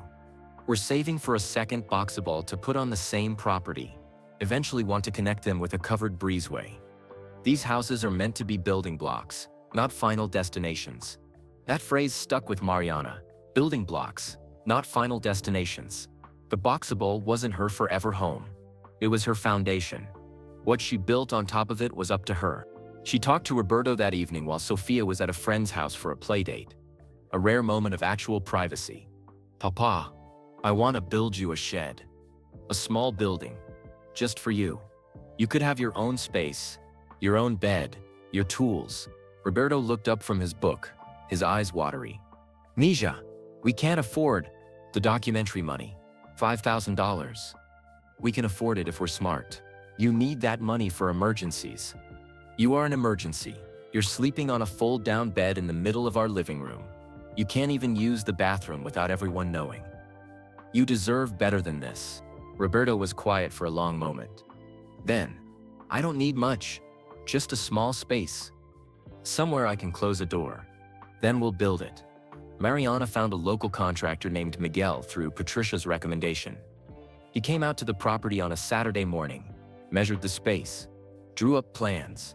I can build you a 10 by 10 shed, Miguel said. Basic construction, plywood walls, metal roof, one window, one door. Insulated so it's comfortable year-round. Run electricity from your main house. $1,200, and I can have it done in 2 weeks. What about plumbing? Can we add a small bathroom? Miguel scratched his head. That adds complexity. Septic connection, fixtures, installation. You're looking at another $2,000 minimum. Too much. Way too much. Just the basic shed then, Mariana decided. Roberto can use the main house bathroom, but he'll have his own space to sleep and relax. They shook hands. Construction would start November 1st. Mariana posted the plans in the Boxable Owners group with photos of Miguel's drawings. The response was immediate and enthusiastic. David Kim, this is exactly what I'm talking about. You're not just surviving anymore, you're building. Someone named Jennifer, from Nevada. Can you share the final cost breakdown? My father-in-law lives with us and this would be perfect. A man named Marcus from Oregon. Post progress photos. This could help dozens of us figure out expansion plans. Over the next 2 weeks, Mariana documented everything. She took photos of Miguel and his crew digging the fountain posts. She filmed short videos of the walls going up, the roof being installed, the window being fitted. She posted updates in the Facebook group, and people followed along like it was a reality show. They offered suggestions what kind of bed would fit best, how to maximize storage, what heating solutions worked in Texas. The shed took exactly 12 days to build. On November 13th, Miguel handed her a key. It's done. Simple, but solid. Should last 20 years easy. Mariana walked inside Roberto's new space. 10 feet by 10 feet. Plywood walls painted a soft blue that Sofia had chosen. One window facing east, so morning light would pour in. Enough room for a twin bed, a small dresser, a chair. It smelled like fresh wood and paint and possibility. Roberto saw it for the first time that evening. He stood in the doorway, leaning on his cane, and said nothing for a full minute. "Papa?" Mariana asked. "What do you think?" "I think," he said quietly, "that I haven't had my own room since your mother died 5 years ago. I think this is the kindest thing anyone has ever done for me." They furnished it slowly over the next week. A twin bed from a thrift store, $40. Sheets and a pillow from Walmart, $30. A small lamp, $10. A dresser from Facebook Marketplace. Free. Someone was just giving it away. The Boxable Owners Group rallied. Linda Reyes sent a care package, curtains, a throw rug, a small space heater. David Kim sent a battery-powered radio. Rachel and Tom sent a framed photo of the Texas landscape. Strangers sending gifts to an old man they'd never met because they understood what it meant to finally have space. On November 20th, the documentary crew arrived for the first filming session. Hannah Martinez brought 2 camera operators and a sound technician. They were respectful, quiet, professional. They asked permission before filming anything. "Show us your normal evening routine," Hannah instructed. "Just do what you'd normally do." So Mariana cooked a simple dinner: spaghetti with jarred sauce, garlic bread, a salad. Sofia set the table on their deck. They ate outside whenever weather permitted. Roberto emerged from his shed, looking rested. The cameras captured all of it: the cramped kitchen, the careful choreography of cooking in 6 feet of counter space, the way Sofia had to move her homework when dinner was ready, the laughter when Roberto told a joke about his construction days. Hannah interviewed each of them separately.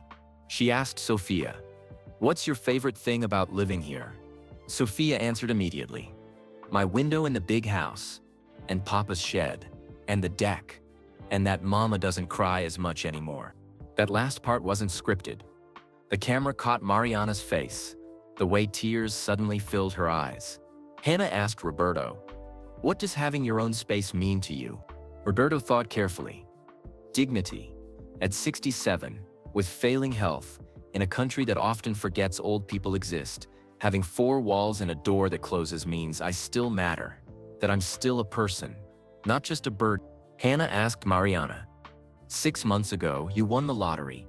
Now you're here. Was it worth it?"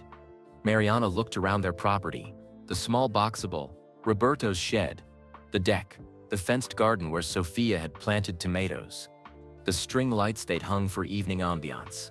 "It's not what I imagined," she said honestly.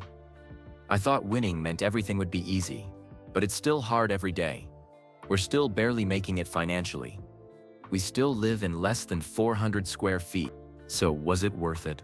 "Yes, because we're not just surviving anymore. We're building. This property, this home, it's ours. And every month we make it a little bit better. That's worth everything." The crew filmed for 4 hours total. When they left, Hannah pulled Mariana aside. That moment with Sofia, when she said, "You don't cry as much anymore." That's the story. That's what people need to see. Not the house, the transformation. That night, after the crew left, Mariana sat on her deck with Sofia and Roberto. November in South Texas was beautiful. Cool evenings, clear skies. The movie people were nice, Sofia observed. They asked good questions. They're documentary people, baby. They tell true stories. Is our story good? Mariana looked at her daughter. 8 years old, had survived a hurricane, 7 months in a shelter, a year of instability, and still asked if their story was good. Our story is still being written, Mariana said. But yes, I think it's good. Hard, but good. Roberto stood up, stretching his back. I'm heading to my shed. See you both in the morning. My shed. He said it with such pride. After he left, Sophia asked, Mama, what's next? What do we build next? I don't know yet, baby. Maybe a garden shed for storage. Maybe a fence around the whole property. Maybe we just save money for a while. I think we should get another house, Sophia said confidently. Second boxable. Then I could have my own room someday. Mariana smiled. Maybe someday. But as Sophia went inside to get ready for bed, Mariana thought about it seriously. Another boxable would cost $10,000. If she kept working, kept doing the documentary, kept building, maybe in 2 years, that would be possible. 2 boxables connected by a covered walkway. 750 square feet total. Space for Sophia to grow up with some privacy. Space for them all to breathe. Not a fantasy, a plan. She opened her banking app. After paying for Roberto's shed and building the emergency fund, she had $2,300 left from the documentary payment. She created a new savings account and transferred $500 into it. Labeled it Second Boxable Fund. It was a start. Small, like everything else in their life. But real. She posted one last update in the Boxable Owners group that night. Roberto's shed is complete. Total cost $1,200. Worth every penny. If you're considering expansion, do it. These houses are foundations, not limitations. David Kim responded, This is what I've been trying to tell people. You're not living tiny, you're living smart. There's a difference. Mariana thought about that as she finally went inside, locked her door, and prepared for sleep. Living tiny versus living smart. Same square footage. Different mindset. She was learning the difference. The documentary segment featuring Mariana's family aired on streaming platforms in March 2025, 5 months after filming began. It was episode 3 of an 8-part series called The $10. Mariana didn't watch it right away. She was nervous about seeing herself on screen, about how they'd edited her story, about what people would think. But Sophia insisted, Mama, we have to watch it together. So on a Friday evening in March, they gathered on their deck. Mariana, Roberto, Sophia, Patricia, Destiny, and a handful of friends from Madison Elementary. Someone had brought a laptop and a portable projector. They hung a white sheet against Roberto's shed wall and made it an outdoor movie night. The episode opened with aerial footage of Brownsville, then zoomed into their property. The boxable looked small from above, a tiny box in the middle of empty land. Then the camera moved inside. Mariana watched herself on screen cooking dinner in the cramped kitchen. She looked tired. Older than 34. But there was something else in her expression, determination, maybe, or resilient. The documentary showed Sophia doing homework at the kitchen counter, her legs swinging because the stool was too tall. It showed Roberto emerging from his shed for dinner, moving slowly with his cane. It showed the truth. 3 people making 375 square feet work through sheer will and creativity. The interview segments were harder to watch. Sophia on screen. My favorite thing about living here. My window in the big house. And Papa's shed. And the deck. And that Mama doesn't cry as much anymore. Mariana heard herself gasp on the recording that same moment when Sophia's words had caught her off guard during filming. Roberto on screen. At 67, with failing health, in a country that often forgets old people exist, having 4 walls and a door that closes means I still matter. Patricia, sitting next to Mariana in real life, squeezed her hand. Then came Mariana's interview. Hannah had asked her the question, was it worth it? Mariana watched herself on screen struggle to answer, saw the hesitation, the honesty. It's not what I imagined. I thought winning meant everything would be easy, but it's still hard every day. We're still barely making it financially. We still live in less than 400 square feet. So was it worth it? Yes. Because we're not just surviving anymore, we're building this property, this home, it's ours. And every month we make it a little bit better. That's worth everything. The episode ended with footage of their family eating dinner on the deck at sunset. Sophia laughing at something Roberto said, Mariana smiling in a way she hadn't smiled in years. The final voiceover from Hannah. The Torres family doesn't have much, but what they have, they've fought for. And in a country where housing affordability seems impossible, their story proves that dignity doesn't require excess. It requires stability, community, and the courage to rebuild. The screen went black. The credits rolled. For a moment, no one spoke. Then Patricia started clapping. Then Destiny. Then everyone. Mariana wiped tears from her face. Embarrassed. It's just our life. It's not that special. It's everything, Patricia said firmly. It's proof that the system can work differently. By Monday morning, Mariana's phone was exploding. The documentary had gone viral on social media. Clips were being shared on TikTok, Twitter, Instagram. The segment about Sofia saying "Mama doesn't cry as much anymore" had been viewed 3 million times. Comments poured in. This is what affordable housing should look like everywhere. That little girl's wisdom broke my heart. I'm a teacher making $45. This story is my story. Why aren't we building these houses for every family in need? But not all comments were positive. This is dystopian. We shouldn't celebrate people living in boxes. Tech billionaires promoting poverty housing as a solution. That child deserves better than a 35 SKIOFT. Mariana read the negative comments and felt defensive at first. Then she realized something. The critics weren't wrong to want better. They were wrong to think this wasn't progress. She posted on her personal Instagram, which she'd made public after the documentary. To everyone saying my family deserves better than 35 square feet, you're right. Every family deserves safe, affordable housing. But deserving something and having access to it are different things. Before this house, we lived in a FEMA shelter for 7 months. Before that, we lost everything in a hurricane. This house isn't perfect, but it gave us stability when nothing else did. That's not settling. That's surviving. And survival is the foundation you build everything else on. The post went viral too. 20,000 likes. Hundreds of shares. People started reaching out directly.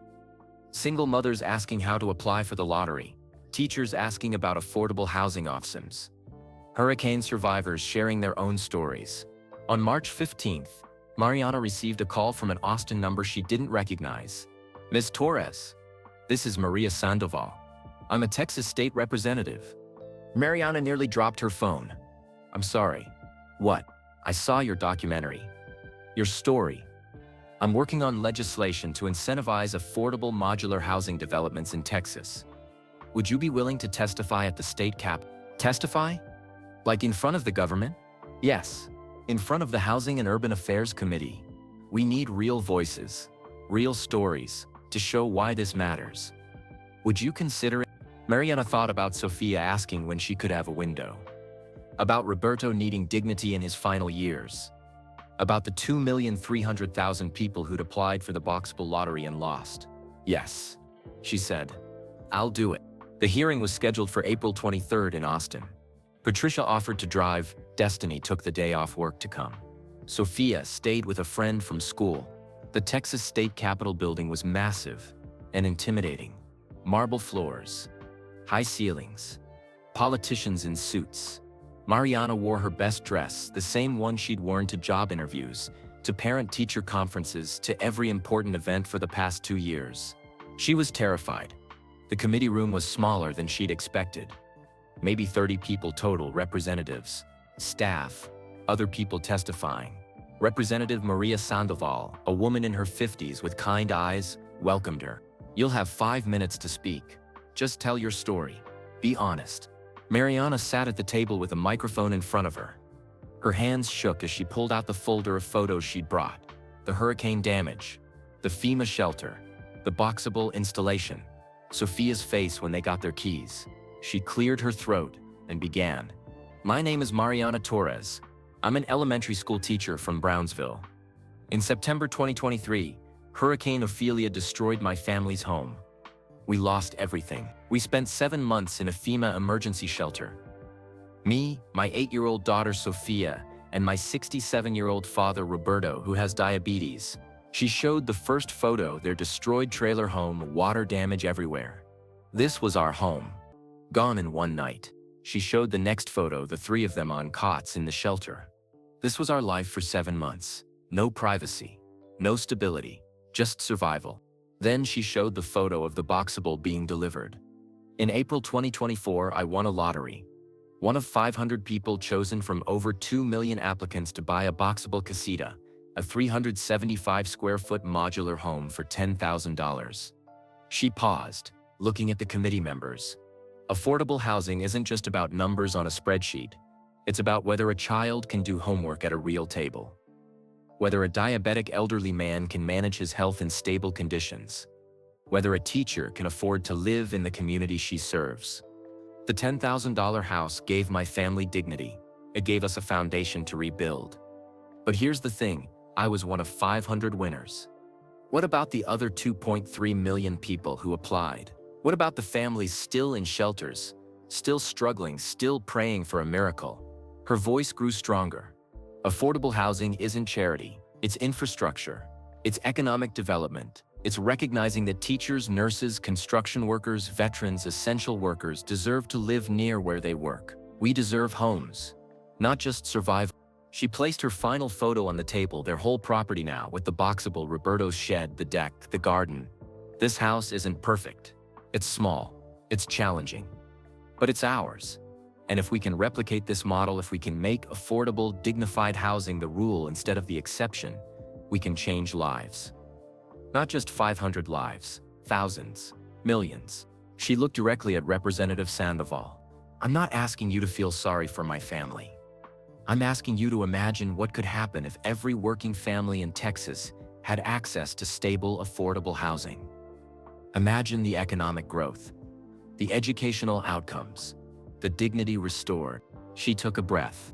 The $10,000 house isn't the ending, it's the beginning.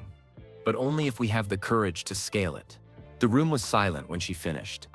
Then Representative Sandoval started clapping. Then others joined. Mariana sat down, shaking, not sure if she'd done well or terribly. After the hearing, Representative Sandoval approached her. That was powerful. Exactly what we needed to hear. Will it help? Will the legislation pass? I don't know. Politics are complicated, but you've given us ammunition. Real stories matter more than statistics. On the drive back to Brownsville, Patricia said, "You know what you just did? You became an advocate, a voice for people who don't have one." Mariana thought about that. She just wanted a house for her family. She'd never intended to become a symbol or a spokesperson. But sometimes life pushed you into roles you didn't choose, and you could either resist or rise to meet them. That evening, back in their tiny boxable, Sophia asked, "Did you talk to the government, Mama?" "I did, baby." "Did you tell them about my window?" "I showed them a picture of you looking out it." Sophia nodded, satisfied. "Good. Everyone should have a window." Out of the mouths of 8-year-olds, Mariana thought, came the simplest and most profound truths. Everyone should have a window, a door that locks, a place to call home. That wasn't radical, that was basic humanity. And somehow Mariana had become someone fighting to make that reality. She didn't feel qualified, but she was here, and that would have to be enough. June 2nd, 2025. Exactly 1 year since the boxable was delivered. Mariana woke at dawn, Sophia still asleep on her mattress on the floor, and stepped outside onto the deck. The Texas morning was already warm, the sun just breaking over the horizon, painting the sky in shades of orange and pink.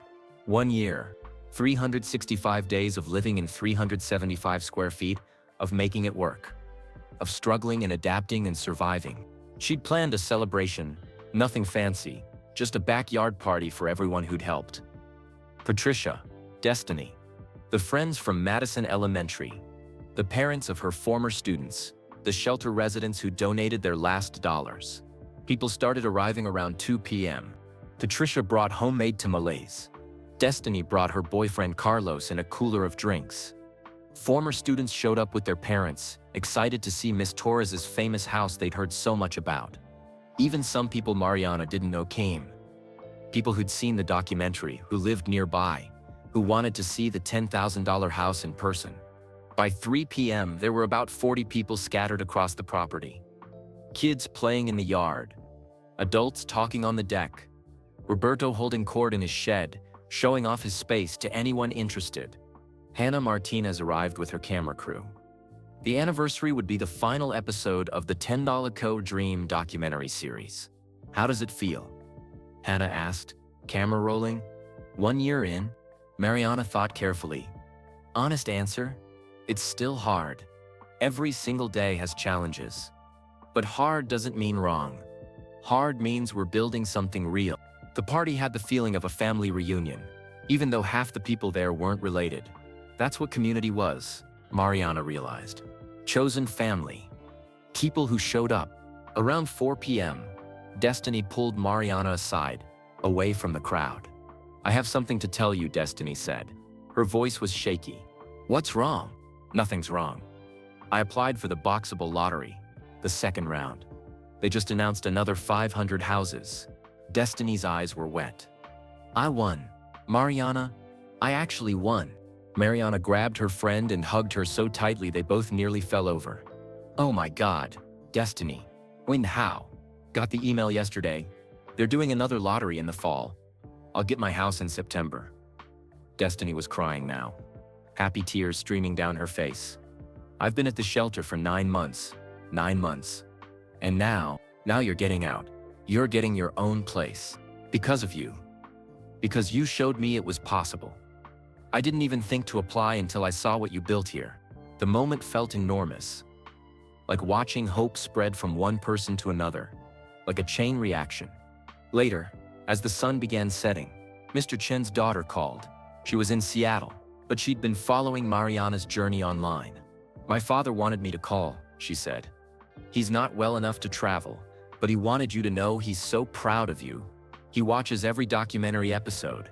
He tells everyone in his assisted living facility about the teacher in Texas who won the house. Mariana's throat tightened. Tell him I think about him every day. Tell him the $300 he gave me was the beginning of everything. He knows. He says it was the best money he ever spent.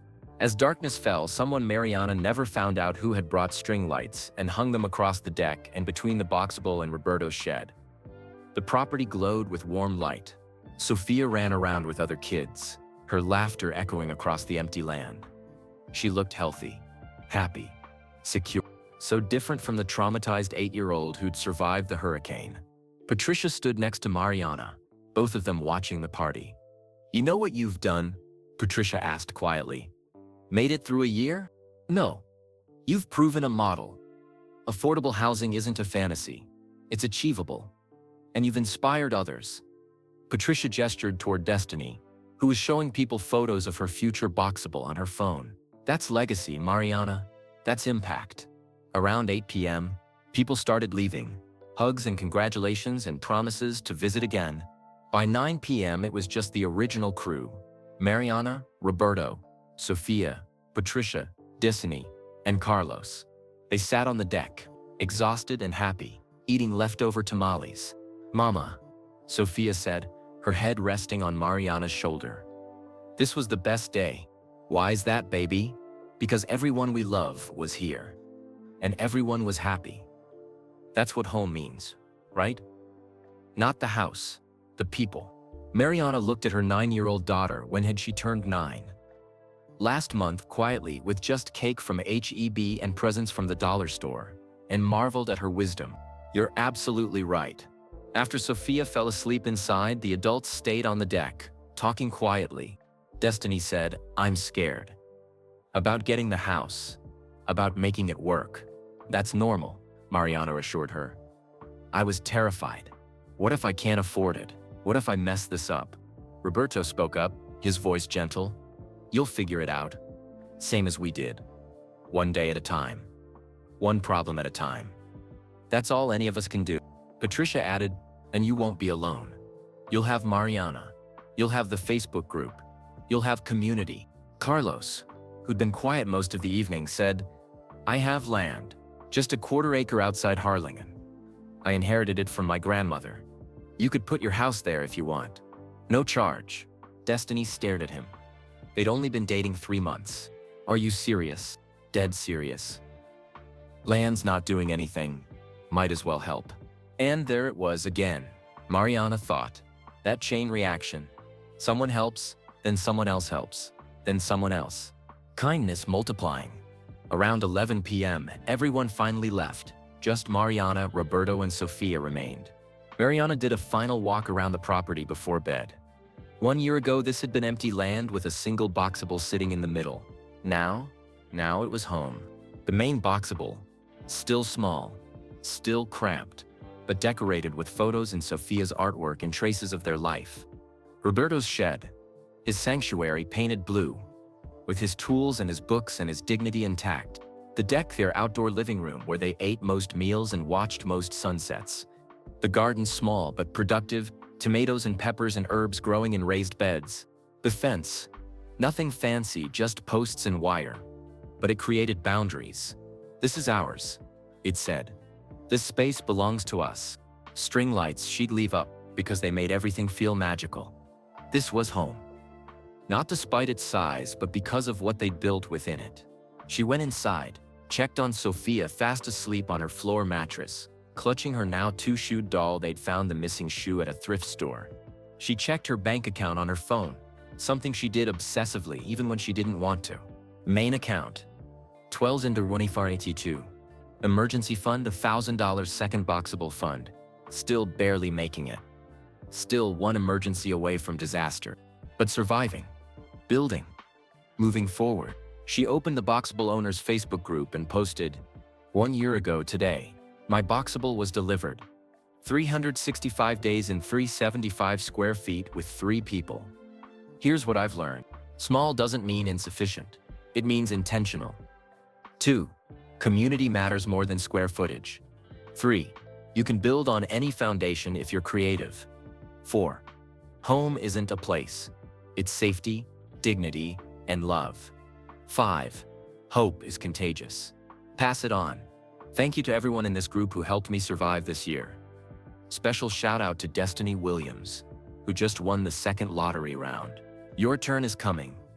We're all rooting for you. 1 year down, many more to go. Still here, still building, still grateful. The responses came immediately. Hundreds of them. People celebrating. People sharing their own 1-year anniversaries. People thanking her for being honest about the struggles. David Kim from Montana. Proud of you, Mariana. You've shown what's possible when you refuse to give up. Linda Reyes from Phoenix. You're not just living in a house, you're building a movement. Rachel Okonkwo from Atlanta. Our 1 year is next month. Following your blueprint. Thank you for leading the way. Mariana closed her phone and lay down on her floor mattress next to Sofia. Through the window, Sofia's window, she could see the stars. Thousands of them in the clear June sky. 1 year ago, Sofia had wanted a window to see the stars. Now she had it. And Mariana had something she hadn't had in 2 years: stability. Not wealth, not ease, not the absence of struggle, but stability. Foundation. The ground to stand on while reaching for more.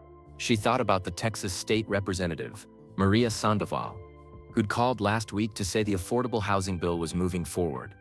Not guaranteed to pass, but moving. She thought about Destiny getting her own house in September. She thought about the 2,300,000 people who'd applied for the lottery and lost. How many of them were still waiting? Still hoping? She thought about Elon Musk in California, probably working on rockets or electric cars or the next impossible thing. Did he know that his $800 and 3-minute phone call had created ripples still spreading a year later? She thought about Mr. Chen in Seattle, in assisted living, telling everyone about the teacher in Texas. She thought about the documentary now viewed by millions, inspiring people she'd never meet. And she thought about tomorrow.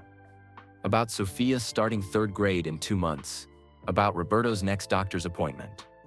About the electric bill due next week. About the second Boxable fund that grew $20 at a time. About continuing to build. 1 year down. The journey wasn't over.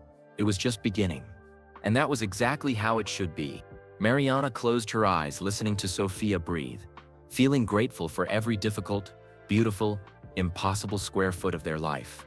Home wasn't the ending. Home was the foundation for everything that came next. And tomorrow, they'd keep building.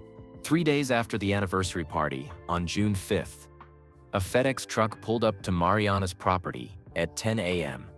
She was home. It was Saturday. Her day off from the clinic. The driver handed her a thick envelope. Certified mail. Return address. Boxable Corporation, Las Vegas, Nevada. Her heart jumped. She signed for it with shaking hands. Inside was a letter on official Boxable letterhead, along with a contract and what looked like legal documents. She sat on her deck and read, "Dear Mariana, when I designed the Boxable Casita 3 years ago, I had a specific vision. Solve housing affordability at scale. Make it accessible. Make it dignified. Prove that people don't need excess to live well. But visions are easy. Execution is hard. Over the past year, I've watched your journey. Not just through the documentary, but through the updates you share with the Boxable owners community. I've watched you build more than a home. You've built a blueprint for how affordable housing can work when it's combined with community support, creativity, and resilience.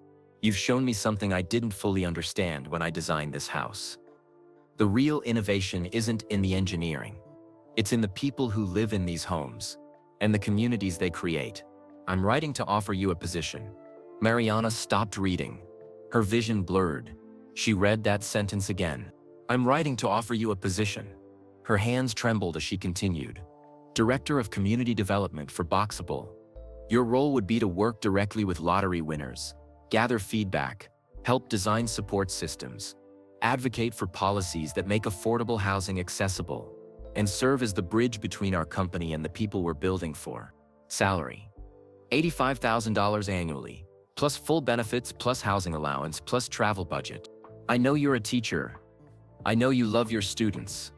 I'm not asking you to give that up entirely. I'm asking you to teach on a bigger scale, to take what you've learned and help us scale it to 50,000 units over the next 3 years. We're at a critical juncture. We can either remain a niche product for 500 tallies, or we can become a genuine solution to the housing crisis.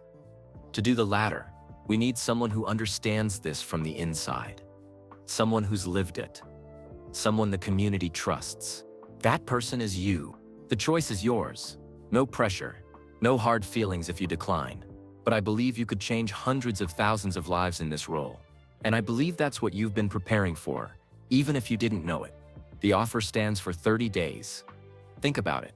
Talk to your family. Let me know. Elon Musk." Mariana read the letter 3 times. $85,000. More than double her teaching salary. Almost triple her current clinic wages. Director of Community Development. Working for Boxable. Helping scale affordable housing to 50,000 families. She could pay off her credit cards, build real savings, finally breathe financially. But it meant leaving Brownsville. The letter mentioned travel, a housing allowance which implied relocating probably to Las Vegas where Boxable's headquarters were. It meant leaving Patricia's land, this property they'd built, the community she knew. It meant leaving her identity as a teacher. Sophia came outside, eating a popsicle. "Mama, what's wrong? You look weird." "I just got a job offer." "That's good, right?" "I don't know, baby." She showed the letter to Roberto that afternoon. He read it slowly, twice, his reading glasses sliding down his nose. When he finished, he looked at her steadily. "What do you want to do?" "I don't know." "Yes, you do, you're just scared to admit it." Mariana felt tears building. "It means leaving here, leaving everything we built. It means building something bigger." Roberto's voice was gentle but firm. "Mija, you became a teacher because you wanted to change lives. How many lives do you change in a classroom? 30 per year? Maybe 300 in a career if you're lucky. That's still important. It's incredibly important. But what if you could change 300,000 lives? Millions of lives? Isn't that what teaching is really about? Impact. But this is home.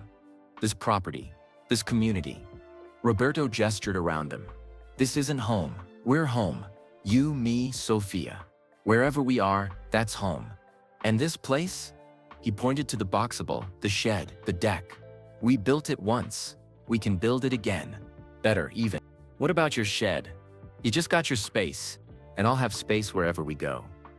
With $85,000, we can afford real rent, or buy land somewhere else, or even get 2 Boxables side by side." He smiled. "I'm 67, not dead. I can adapt." That evening, Mariana called Patricia. "I need advice," she said, and explained the offer. Patricia was quiet for a long moment. Then, Mariana, you became a teacher because you wanted to change lives. I've watched you do that for 9 years.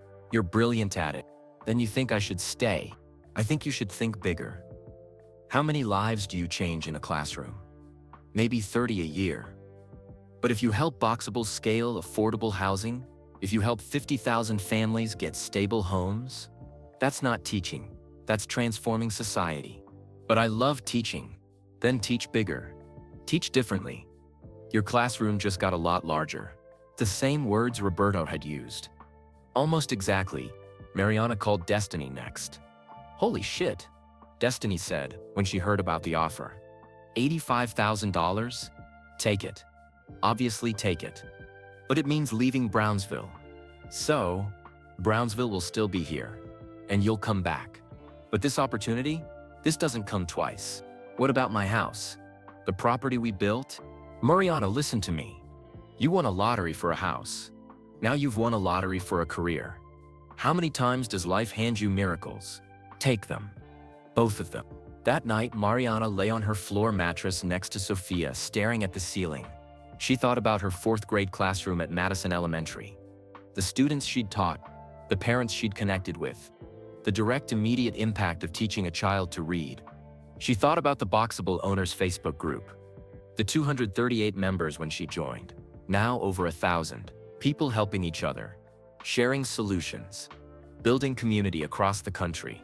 She thought about the testimony she'd given at the Texas State Capitol, how her voice had carried weight because she'd lived the struggle.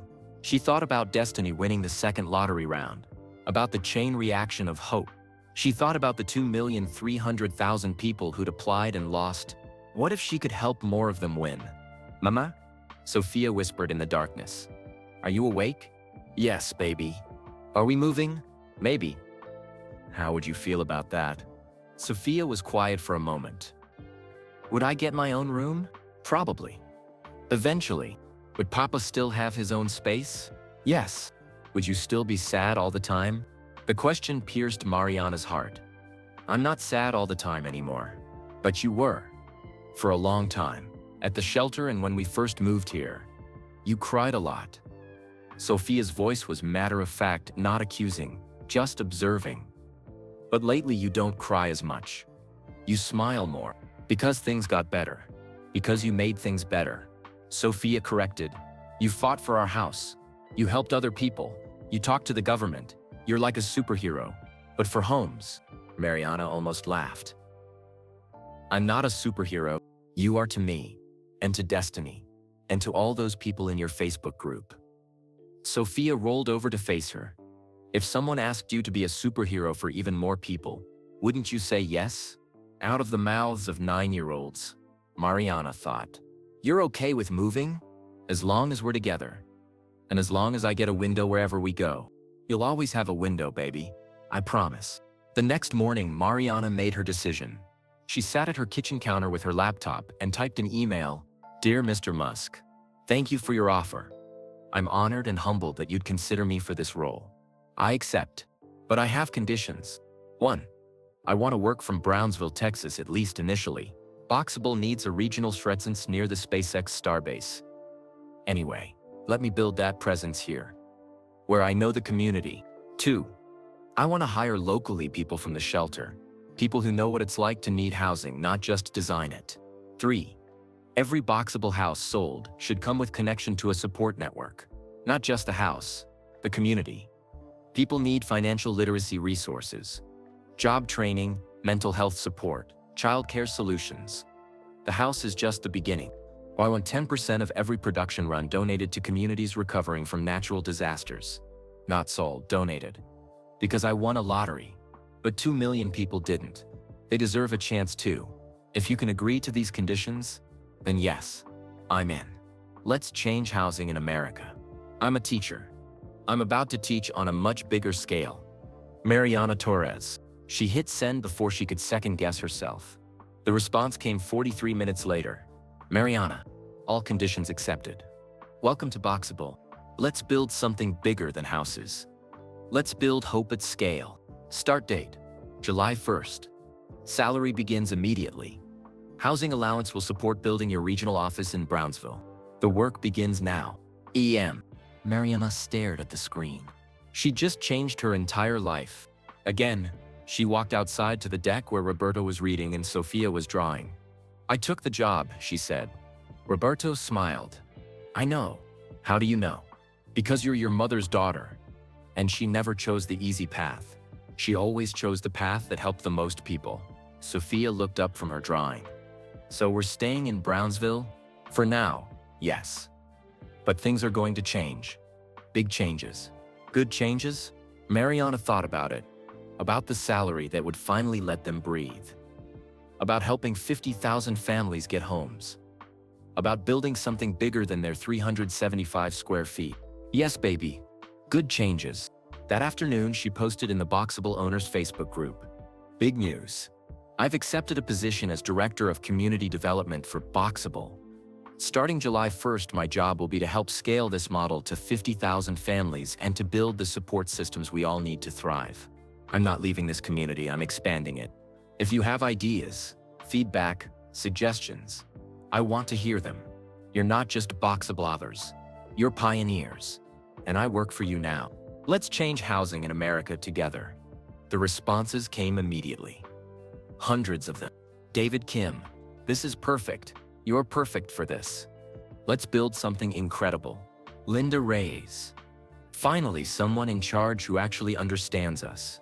This changes everything." Rachel Okonkwo. "Can we create regional support hubs? Places where Boxable owners can connect in person?" That last comment sparked something in Mariana's mind. Regional support hubs. Community centers. Not just houses. Ecosystem. She started taking notes, ideas flowing faster than she could write them down. That night, lying on her floor mattress one last time before everything changed, Mariana thought about the journey. 16 months ago, she'd been in a FEMA shelter, desperate and broken. 14 months ago, she'd won a lottery with impossible odds. 12 months ago, she'd moved into 375 square feet and wondered if she'd made a terrible mistake. Now she was about to help build affordable housing for 50,000 families. The $10,000 house hadn't been the ending. It had been the beginning. And tomorrow, July 1st, the next chapter started. Bigger, bolder, more impossible than ever. But possible. Definitely possible. Because if a hurricane survivor, a shelter resident, a struggling single mother could build a life from 375 square feet, then anything was possible. Absolutely anything. The Boxable Regional Office opened in Brownsville on September 15, 2025, 3 months after Mariana started her new role. It wasn't glamorous. 12 connected Boxable units arranged in a U-shape on 5 acres of land just off Highway 77, 15 minutes from the SpaceX starbase. The location was strategic. Elon had wanted presence near his Boca Chica operations, and Mariana had insisted on staying rooted in the community that raised her. The compound, which they named Casa Brownsville, was more than an office. It was Mariana's vision made real. 4 units served as actual office space, desks, computers, meeting rooms. 2 units were model homes, Pipsip could tour. 2 units housed a community resource center, computers for job applications, a small library, meeting space for support groups. 2 units served as temporary housing for families transitioning from shelters. And 2 units were dedicated to training, teaching construction skills, financial literacy, homeownership basics. The center officially opened with a ribbon-cutting ceremony. Local news covered it. Patricia came. Destiny came with her boyfriend Carlos. Her own Boxable had been delivered last week, placed on Carlos's inherited land in Harlingen. But the most important attendees were the people Mariana had hired. Mr. Chen's daughter had helped coordinate from Seattle, but the staff was all local. 8 employees, all from Brownsville, all people who understood struggle intimately. Maria Santos, former shelter resident, now community liaison. Her job: connect new Boxable owners with resource and support. James Wilson, Air Force veteran who'd been homeless for 2 years, now construction coordinator. His job: help owners with modifications, expansions, and maintenance. Destiny Williams, still working part-time as a nurse, now also health services coordinator.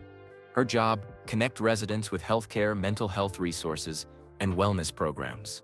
Kevin Tran, Former teacher who'd been laid off like Mariana, now education director.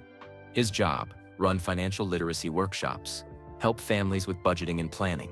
And 4 others, each with their own story of struggle, each now employed at $15 to $18 an hour with benefits. People who'd needed help, now helping others. The first week, Casa Brownsville served 23 families.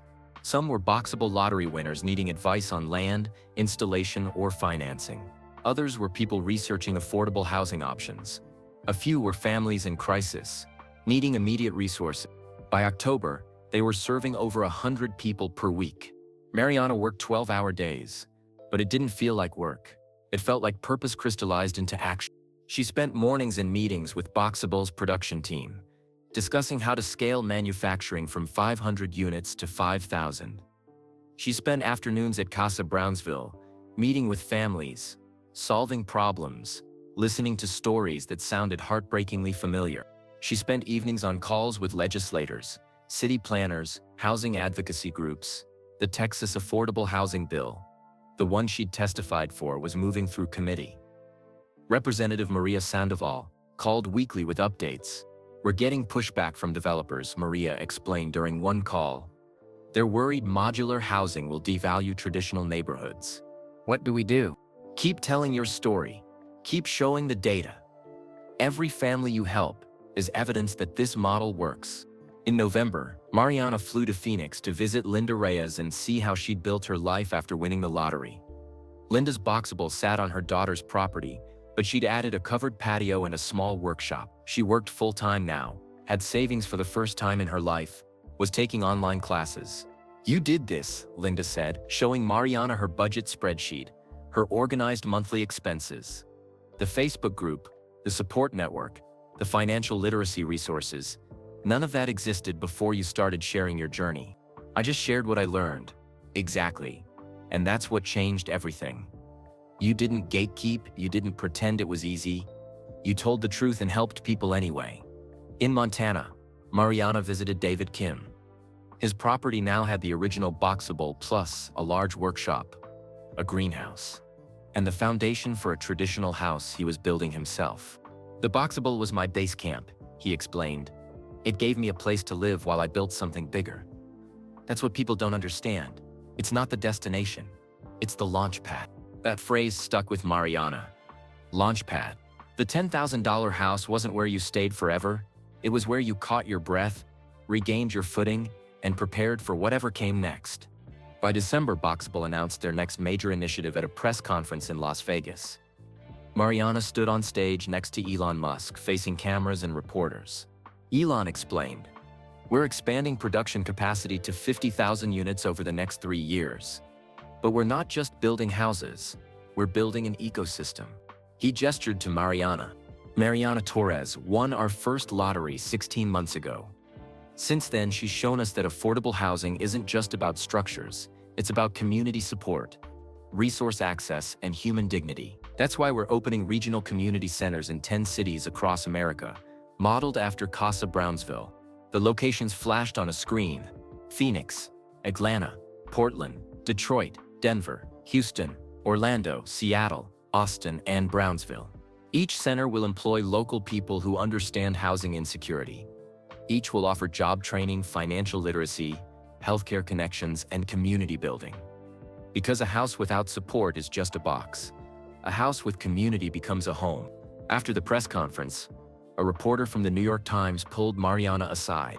"Some critics say this is just tech billionaires putting band-aids on systemic problems, that we should be fighting for better wages and affordable traditional housing, not celebrating people living in boxes." What do you say to that? Mariana had heard this criticism before. She'd thought about it carefully. "They're right," she said. "We should be fighting for better wages.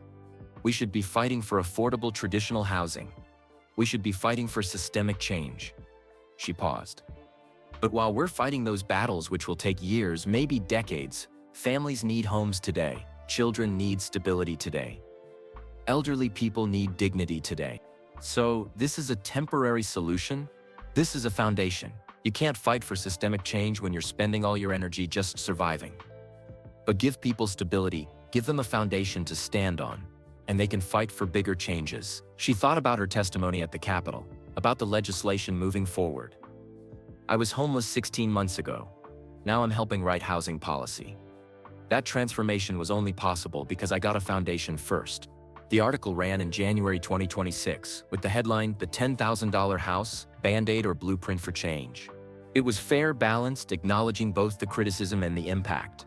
But what mattered most to Mariana was the paragraph near the end. Perez doesn't claim the Boxable is perfect or sufficient. She claims it's possible. And in a country where housing affordability seems impossible, possible is revolutionary. Possible is revolutionary. Mariana printed that sentence and hung it in her office at Casa Brownsville. By February 2026, the Texas affordable housing legislation passed. Not perfectly. It had been watered down in committee, compromised to get enough votes. But it passed. The bill incentivized cities to approve modular housing developments, offered tax breaks to affordable housing manufacturers, and required municipalities to streamline permitting for structures under 400 square feet. It wasn't everything Maria Sandoval had hoped for, but it was progress. "You did this," Maria told Mariana at the signing ceremony in Austin. "Your testimony, your story, that's what pushed this over the finish line." But Mariana knew better. She hadn't done it alone. Mr. Chen had started it with his $300. Destiny with her bitter 40.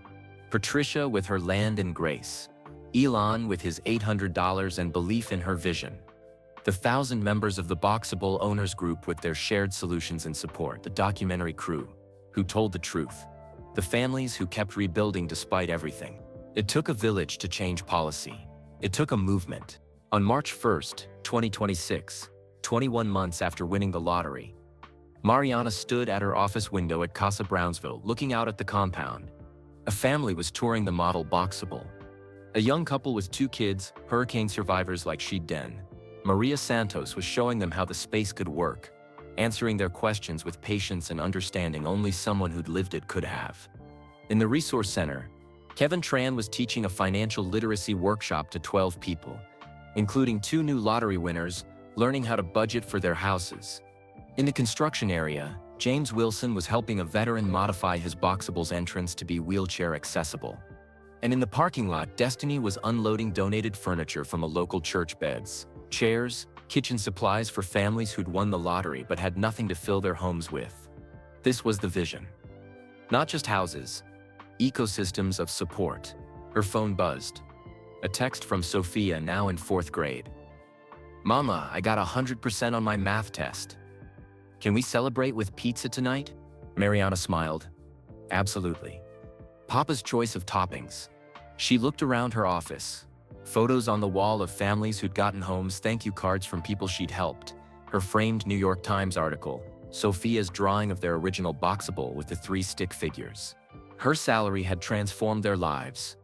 She'd moved them into a small rental house, 900 square feet, which felt massive after the Boxable. Roberto had his own bedroom. Sophia had her own room with a big window. They had closets and storage and space to breathe. But they'd kept the original Boxable. Mariana couldn't bring herself to sell it. Instead, she'd moved it to the Casa Brownsville property. Now it served as emergency housing for families transitioning from shelters, the same way the FEMA shelter had held her family when they had nowhere else. The circle completed itself. What had saved her was now saving others. That evening, eating pizza with Roberto and Sophia in their rental house, Mariana's phone rang. Elon Musk. She stepped outside to take the call. "Mariana, quick update. Production is scaling faster than expected. We'll hit 10,000 units by end of year instead of 5,000. That's incredible. It's because of what you built. The community centers, the support systems, they're working. People trust the model now because they see it's not just a house, it's a pathway.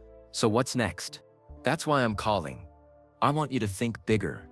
We're planning 50 regional centers by 2028. But I also want to launch something new. Microfinancing for people who can't afford the $10,000 up front. Small loans, reasonable terms, designed specifically for working families." Mariana's mind raced. That could help thousands more people. Exactly. But it needs someone to design it right. Someone who understands both the financial struggle and what families actually need. I think that's you. After the call ended, Mariana sat on her small porch. They had a porch now, a real one, and thought about scale. 16 months ago, she'd won a lottery for one house. Now she was helping build systems that could house hundreds of thousands. The magnitude was dizzying. She thought about the cliffhanger that had been building through her entire journey. The question she couldn't answer until now.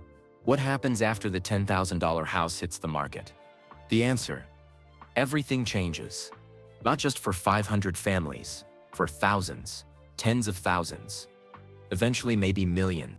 Because affordable housing wasn't charity. It was infrastructure. It was recognizing that everyone deserved a foundation to build from.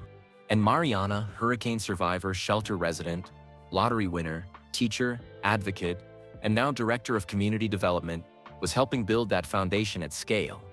The $10,000 house had hit the market, and it was changing everything, one family at a time, one community at a time, one policy at a time. The story wasn't over. It was expanding. And tomorrow, they'd keep building. Because that's what hope did. It multiplied. It spread. It transformed from one miracle into thousands. And that was the end of Mariana's incredible journey. From hurricane survivor living in a shelter to director of community development, helping thousands of families find affordable housing. Her story proves that sometimes one miracle can spark a movement that changes everything. We'd love to know, where are you listening from?